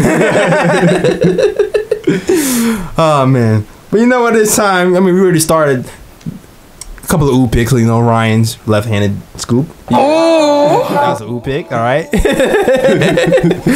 But ooh picks for good. For those of you who don't know, the best picks of the week, best plays of the week. Ooh picks. Oh man, yo, what do I have in my head for ooh picks though? I got two. Yeah, I got two in my head right now. Okay. 2 ooh picks. Hopefully I have some. Yeah. What? You want me to go first or? Go first. Go ahead. My first ooh pick comes from the Knicks and Timberwolves game. In the first quarter. I think I already know what this is. Yeah. This is this is it. Yes. Okay, so, wait a minute. Let me get it ready. If I can find, Edson's labels, man. I tell you. Okay, I think I know the button. Alright, so if I got it wrong, I'm sorry. Alright, so that's it, right? I think that's the first part of play with the rejected. I think, or is that boom shakalaka? Yeah, I was trying to keep it suspenseful. Oh, go ahead. because there was a rejected and there was a boom shakalaka. Yeah, so okay, so I'll start it off and then hopefully you get it right. All right. So Andrew Wiggins was going up for a shot and he thought, I'm gonna just float this up right quick. Yeah. But then, DeAndre Jordan was there and he was like, nope, access denied. Float on. and blocked Andrew Wiggins' shot. Oh, what happened to that? Okay, the button doesn't work. Okay, so I'm going to continue with the story. All right. So sorry for the technical difficulties. So Kevin Knox grabs a rebound, passed it to DeAndre Jordan, who then passes it to Dennis Smith Jr. Ooh. Dennis Smith Jr. is running down the lane full speed. Yep. The lane opens like the Red Sea. with no regard to life. Nope. My dude jumps off in the paint. Yams it back. Would you say he cocked it back? Pause. Yeah, but you know, I didn't feel like saying pause. Oh, okay. So I mean, you know, he brought it back, one-handed, attacked the rim, bang. Oh, nasty. Yes. You thought, man? Listen, he was trying to catch a body. Yes, he was. Who was it? Who was it? Saric? Oh, was it Saric? I think it was Saric. I think Saric ran away. Yeah, he was smart. He was smart. Yeah, he was smart. He ran away. He tried to run away. Yeah. But which is funny because he played the Bucks like 2 days later. And he didn't run away. Yeah, he got yammed on. He got yammed on by Brook Lopez and then he hit the floor. Bruh. So that's an early bruh pick. Yeah. Oh man! And then speaking of Dennis Smith Jr. catching bodies, he almost caught a body earlier tonight. Oh yeah, on Bertans in the lane, but fortunately for Bertans, Dennis Smith Jr. missed the dunk. That was still a I don't care. Oh, the way that Bertans' body fell off of Dennis Smith Jr.'s body, and he kind of stumbled like he was a prize fighter. That was enough for me. Exactly. So, I admit for the missed dunk. Word. And now my next pick, I don't know if you want to take this because I don't want to steal all the great ones. But it was late in the fourth quarter. Yeah. In the game against the Spurs. Yeah, I already know where you're going. Do you want to take that one or you want me to have it? Go ahead. Alright, so late in the fourth quarter when the Knicks already sealed victory against the San Antonio Spurs, Dennis Smith Jr., you know, he felt like, you know what? We got this huge win. We haven't won a game at home in so long. So, you know, I'm about to take it back to Rucker Park right quick. Oh, yeah. So, I think he read the passing lane, got the steal. He was on the fast break.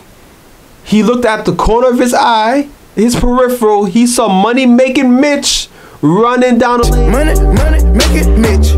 After him, he throws it off the backboard. Money-making Mitch catches it, bangs it 2 hands. Oh, buddies. Yes, sir. That was nice. Yes, it was. All right, that was really good. And those are my 2 picks right there. I don't want to steal all the great ones. Yeah. I mean, you did steal all the great ones, but that's fine though. That's fine. That's fine. I'll just have to go back for a couple. I just have to do some research while you was doing. All right. And I got some in the tuck now. I'm fine. I reloaded. Ooh, I forgot about that one. Ooh. Oh yeah. Oh damn. Ooh. Yeah. Caught a body. Yeah. Oh my. Yo, who was that on? Let me see. I can't even tell. Oh, that's a Cavs game, right? It's a Cavs game, yeah. Oh yeah, he caught on Marquise Chris. Ah, yeah, he caught him. So, I wish these buttons worked, but they don't. Anyway, it's me, Mario. Yeah. Mario hasn't really been playing that much lately. Yeah. For good reason. For good reason. I mean, you know. But Mario was by the 3-point line. He drives to the hole. Well, he actually receives a pass from Dennis Smith Jr. The defense tries to rotate and collapse on him. Sounds like a slight left. Yeah. Blows by his defender. Yes. Jumps in the air. Acting about to dunk it from the right side. So the defender jumps up in the air. Is like, oh, he's going to dunk it on this side. No, he's not. No. He glides by the left side of the rim, goes to the middle, cocks it back, pause, and dunks it. Oh, in Marquis' face. Hold that. Yes, sir. Fake button. It's me, Mario. Also got another one from my guy who got sent back to the abyss. Kadeem, the Dream. Allen. Yes. Play starts off. It's the Knicks Cavs. Mitchell Robinson. Money, make it Mitch. That button still works. Yes. Sets a pick. Kadeem Allen has the ball.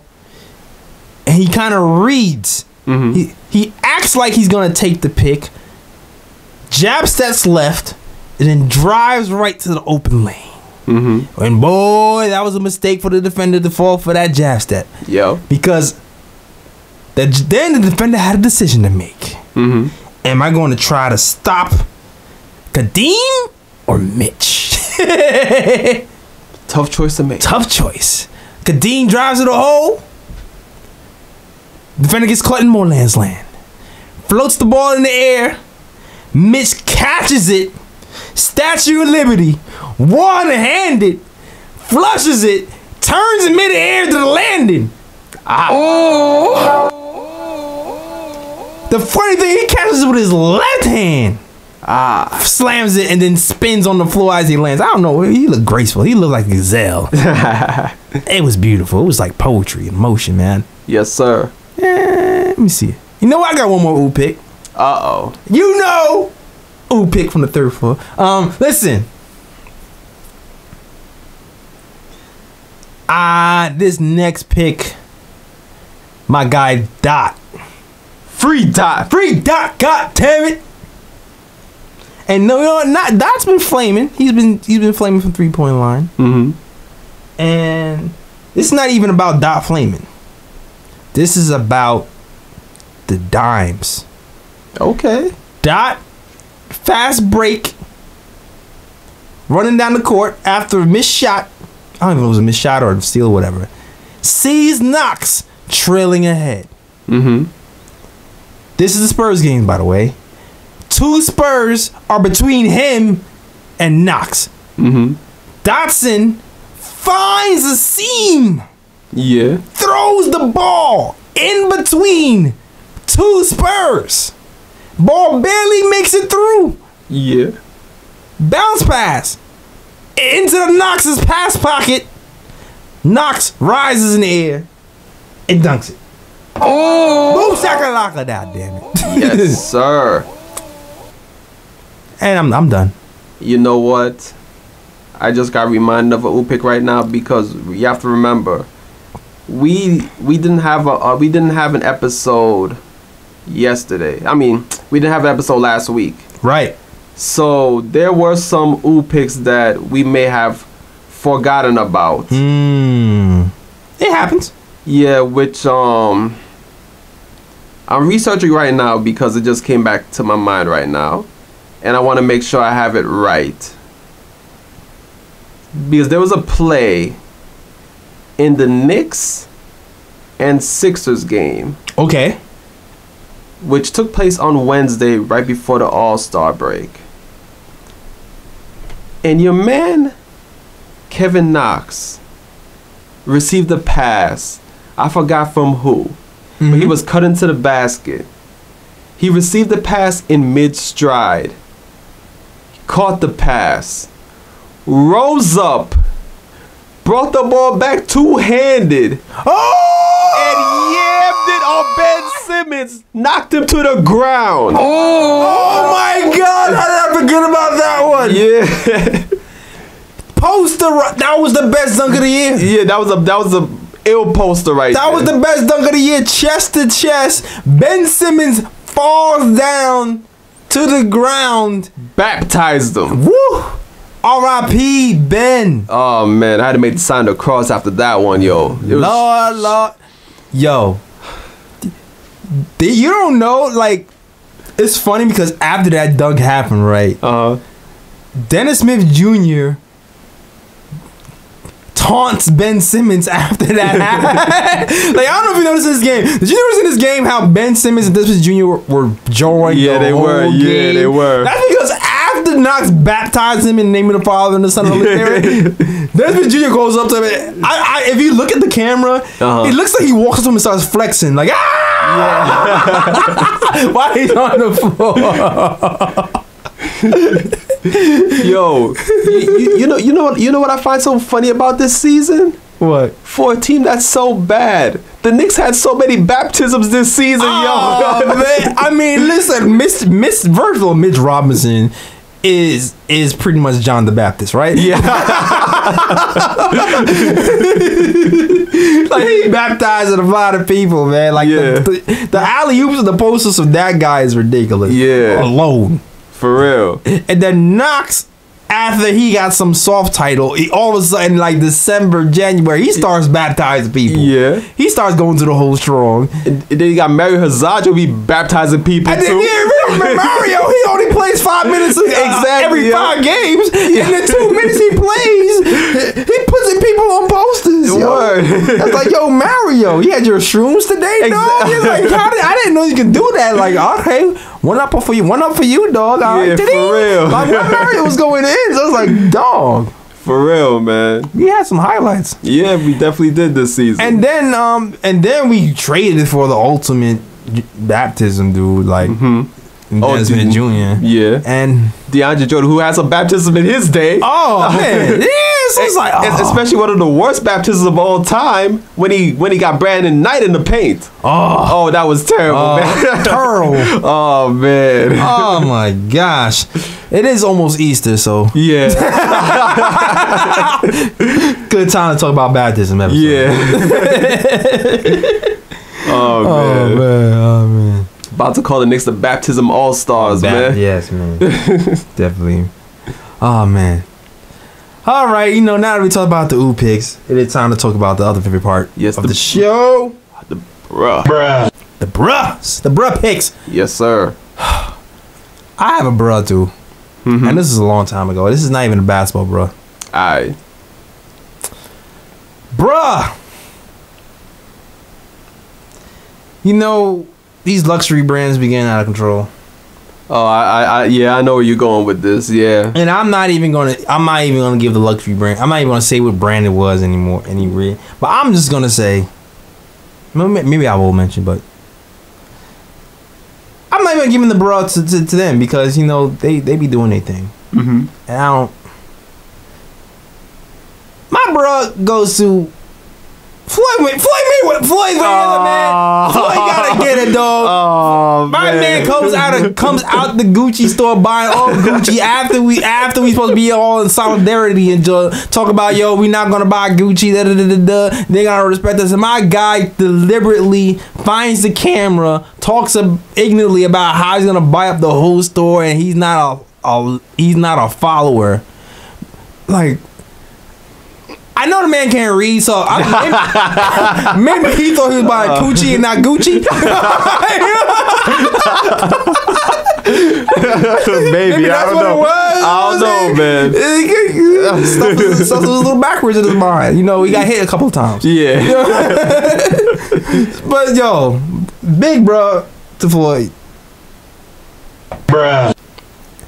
And that's all. That's it. Yeah.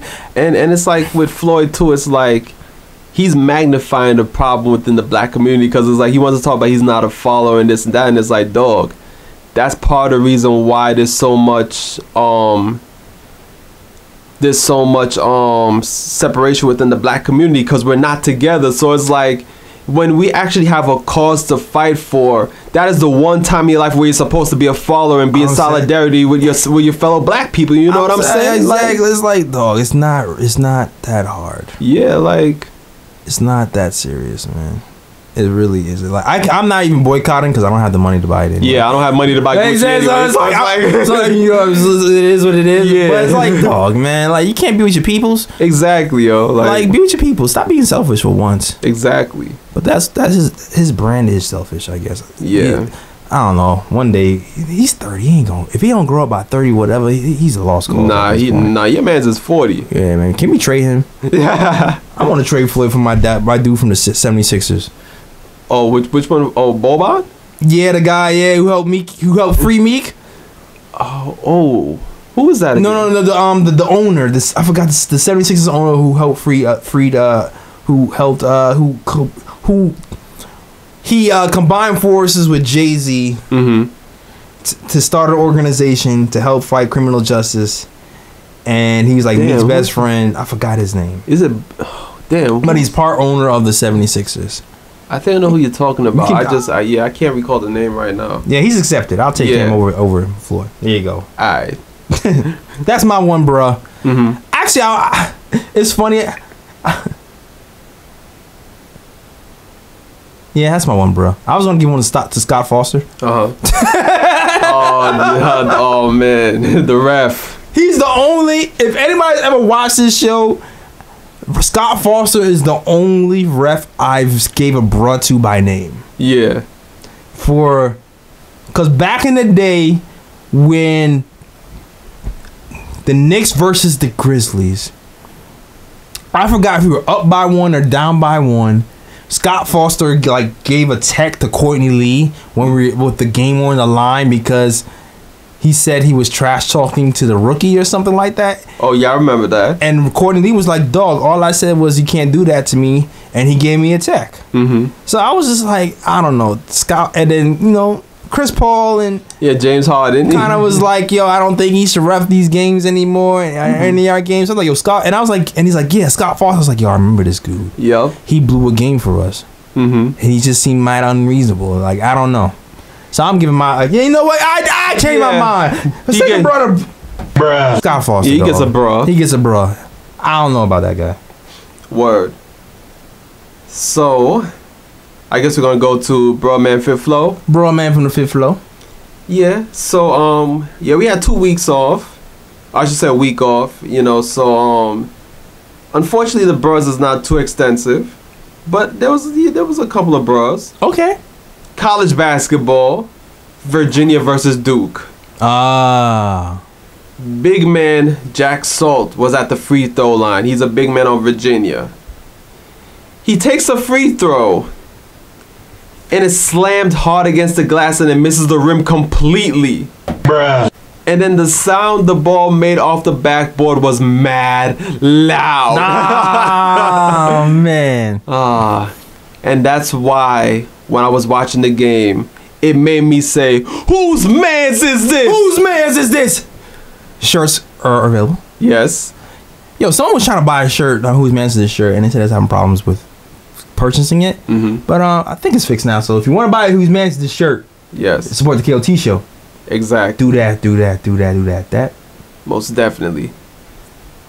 Next bro pick is a college game. Okay. I didn't get much information on it because I was watching Highly Questionable on ESPN and they showed the game. Like this highlight from a game which was pretty embarrassing. But all I know is that Toledo was playing. I forgot the team they were playing against. And they referred to the player as number 32 because according to them, Toledo's not a big time program and the name of the place is unimportant. Damn. So, bruh. So it's number 32. Crazy. He got hype after knocking in a 3 to put his team up by 4. Yeah, get hype, bro. The other team called a timeout. As your man was going to the bench, he was playing the air guitar like Lance Make 'Em Dance. Hey, play your song, dog. Exactly. And then as he's walking to the bench, his teammate comes over to give him a high five. And your man misses his hand completely and smushes his face instead. Bruh. Oh my God. How you are so coordinated and uncoordinated at the same time. I don't know, man. But the funny thing is he wasn't even looking. He just felt someone to the side of him, and it was mad high, and he just randomly bushed his teammate in the face. That's funny. Yeah. Wow. Oh man. And then my other bro pick goes to Donovan Mitchell. Team USA World Game. Your dude, he wanted to show out for the fans, right? Oh, I forgot about this. Yes. So he had the wide open lane. Nobody was there. All by myself. So my dude was like, you know what? I'm gonna throw it off the backboard. So he attempts to throw it off the backboard. The ball flies over the backboard into the stands. Bruh. Not quite the Kobe move. Definitely not. A little too much English on it. And, Donovan Mitchell's a good player, so I didn't want to do it to him. But after seeing that play, it made me say, whose mans is this? Whose mans is this? Damn, you got the whose mans is this for the live. Oh, yeah. Bruh. Yeah, I mean that. Oh, man. Yes, and I have one more broad pick. Oh, man. This is recent now. Warriors versus the Rockets. Huh? So, in this game, Draymond Green, if you were watching the game, Draymond Green had to leave the game early because he sprained his ankle because he stepped on DeMarcus Cousins' foot. Right. So, as he stepped on DeMarcus Cousins' foot, it was right in front of Steve Kerr. That's not his fault. Go ahead. He sprained his ankle and was hobbling to the bench. Oh. Steve Kerr was still looking on, observing the game, not even noticing that his players hurt. Damn. So Draymond Green hobbles to the bench, then he falls to the floor. He's right at this moment. He's next to Steve Kerr. Steve Kerr still doesn't realize that his players hurt. He's still looking on the game. Bruh. Finally, Draymond Green falls to the ground with his back on the ground now, holding his foot, and then that's when Steve Kerr looks out and he notices oh damn, what happened? That's not his fault. He was X's and O's. He was calculating it. He was coaching in his mind, damn, this next play, maybe I should do this. Or maybe I should call a timeout. What if I rotate DeMarcus Cousins out for Jordan Bell, and then maybe have a or maybe he just used to Draymond Green flopping and he didn't know Draymond Green was actually hurt. Bruh. For that. Yeah. Oh man. And that is all the broad picks I got. Oh man. That concludes. That is all the broad picks. Yo, did you see the game? Duke versus Syracuse? Yeah. Yeah, Zion was hurt, obviously, because his shoe blew out within 30 seconds of the UNC game. Yeah. Brought a Nike. Bruh. It was shocking, too, because those are PGs, and PGs are reliable. I haven't seen no PGs blown out before, so that was surprising. People say that he's been playing those sneakers all season, so probably that's why the sneakers got old and worn out. So, I saw Duke versus Syracuse. Your boy RJ Barrett showed out. Yeah. He was definitely balling that game. What, 30.7 assists? Yeah. He doesn't pass. He was passing that game, though. And all nag on him is he's not consistent. He was consistent that game, though. He shot 70% or something crazy like that? Yeah, he was definitely on that game. I know you've been high on Barret. Yeah, of course. Me personally, obviously, Zion is still my number one pick, but I wouldn't be mad if the Knicks end up with Barret too. And I'll say this, I was very, very, very nervous about Barret being on his team. Because people, the comparisons to a certain Tim Hardaway who doesn't play defense, that doesn't pass, and chucks up shots. And I was like, oh, we just got rid of that guy and we're going to get another guy who does the same thing. Yeah. Kind of made me a little nervous, I'm not going to lie. But his potential is way higher than Tim Hardaway Jr.'s potential, though. Dude could be a bona fide, one of the top scorers in the NBA. So it's even if he doesn't play defense that great, his scoring is going to definitely make up for it. Unlike Tim Hardaway Jr., where his scoring did not make up for it. I understand that, but it's how him. How his shoot. Where is his stats? I actually made a graphic of his stats. Oh, word? I don't even know where if I can reach it fast enough. Mm-hmm. But doesn't he shoot something 40% or something? Well, I mean, he's not a great shooter. I mean, Zion Williamson is way more efficient, but that's because Zion Williamson is he lives in the paint basically. Yeah. You know what I'm saying? So that's why he's more efficient. But Barrett's more of a jump shooter, but still, Barrett's a beast though. That dude has a potential to be one of the top scorers in the NBA for years to come. Okay, so you know what? 23.1 points per game, 4 assists, 7.6 rebounds. Mm-hmm. All right, 45% for field goal. That's actually not bad. Yeah, it's not bad.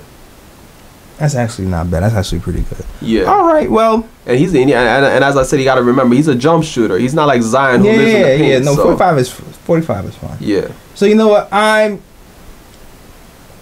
We'll see.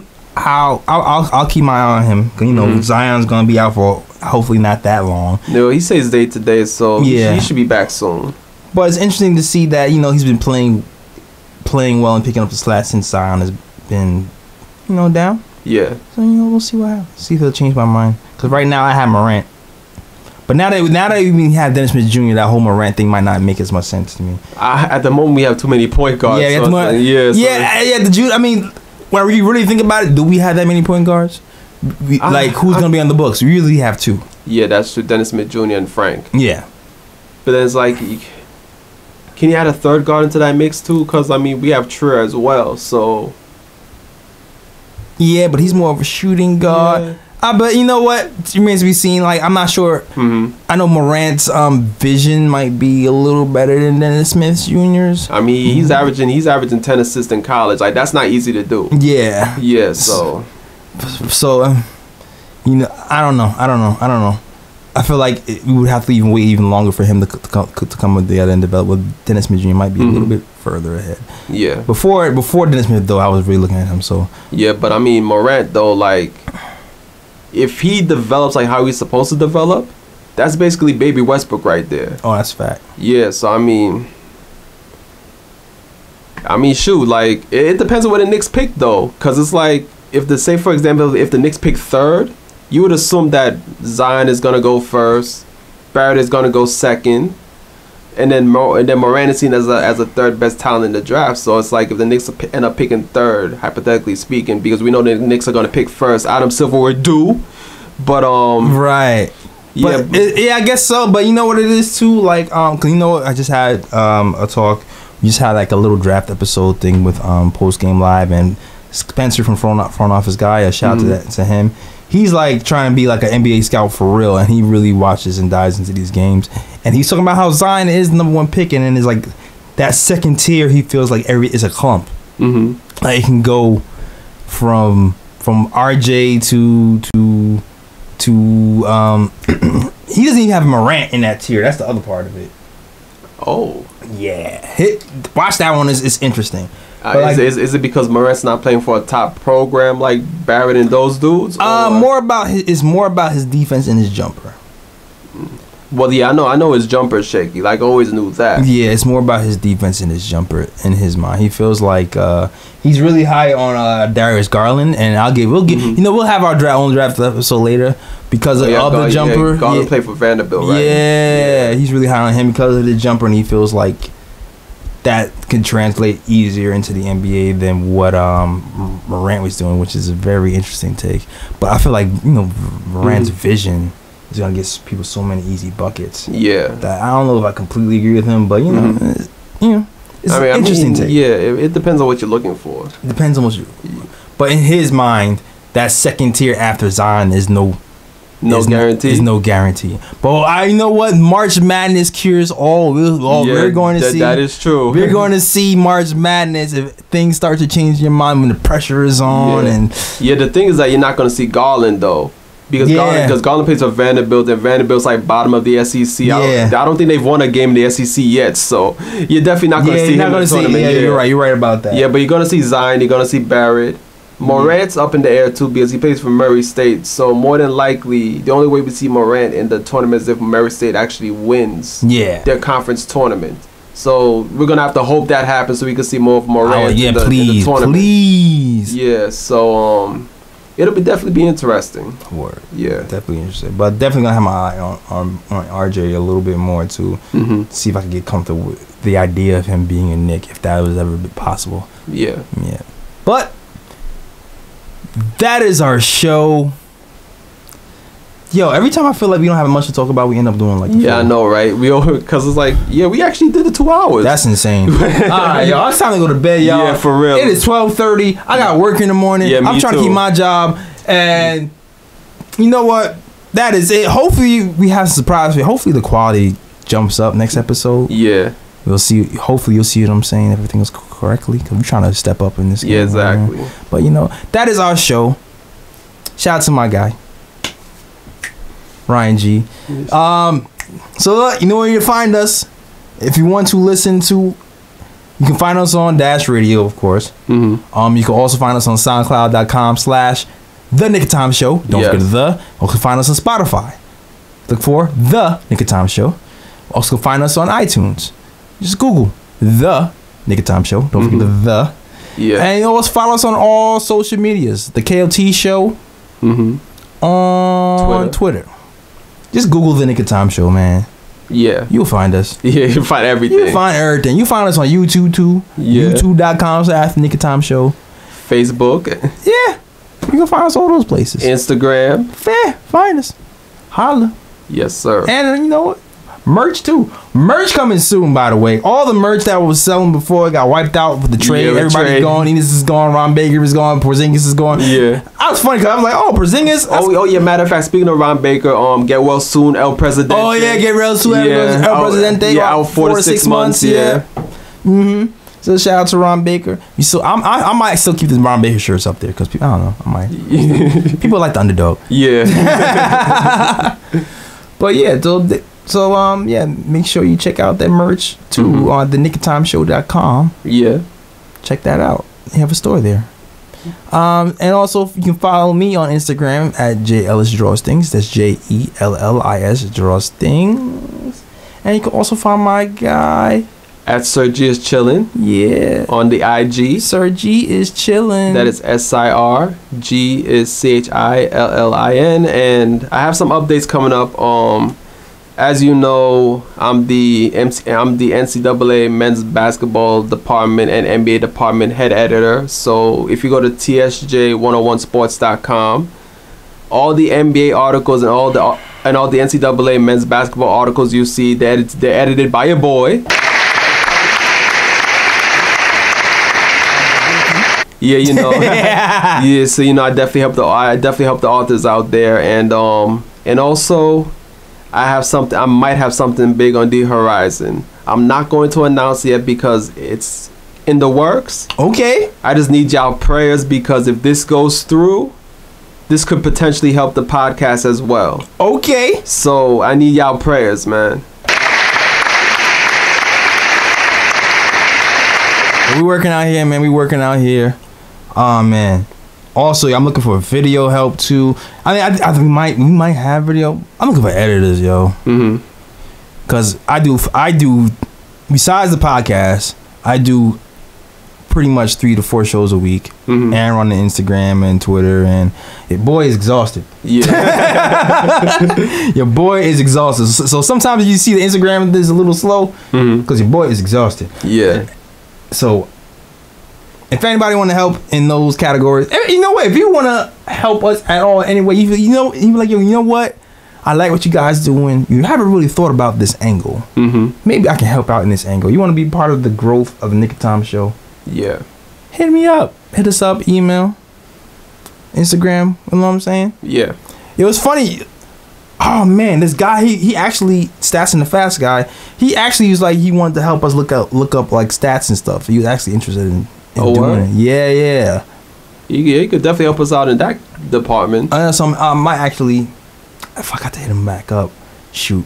But especially if it's the advanced analytics, most definitely, yeah. So we might make that happen. Stats of that, but I was kind of like, you know, we have like 4 people here, but we didn't have here all the time. So it might be. We'll see how it go. All right. You know what? So that is our show. Yes. It is a wrap. Thanks for rocking with us. Yes, sir. Until next time. We out. Peace. Peace and love out to where you're from, but all over the world they ever come. Say again, bright lights, big city, bright lights, big city. Gonna do what I'm supposed to do, represent for my New York City crew. Say again, bright lights, big city, bright lights, big city. York, New York, big city of dreams. I'm coming straight out. New York, big city of dreams. NYC.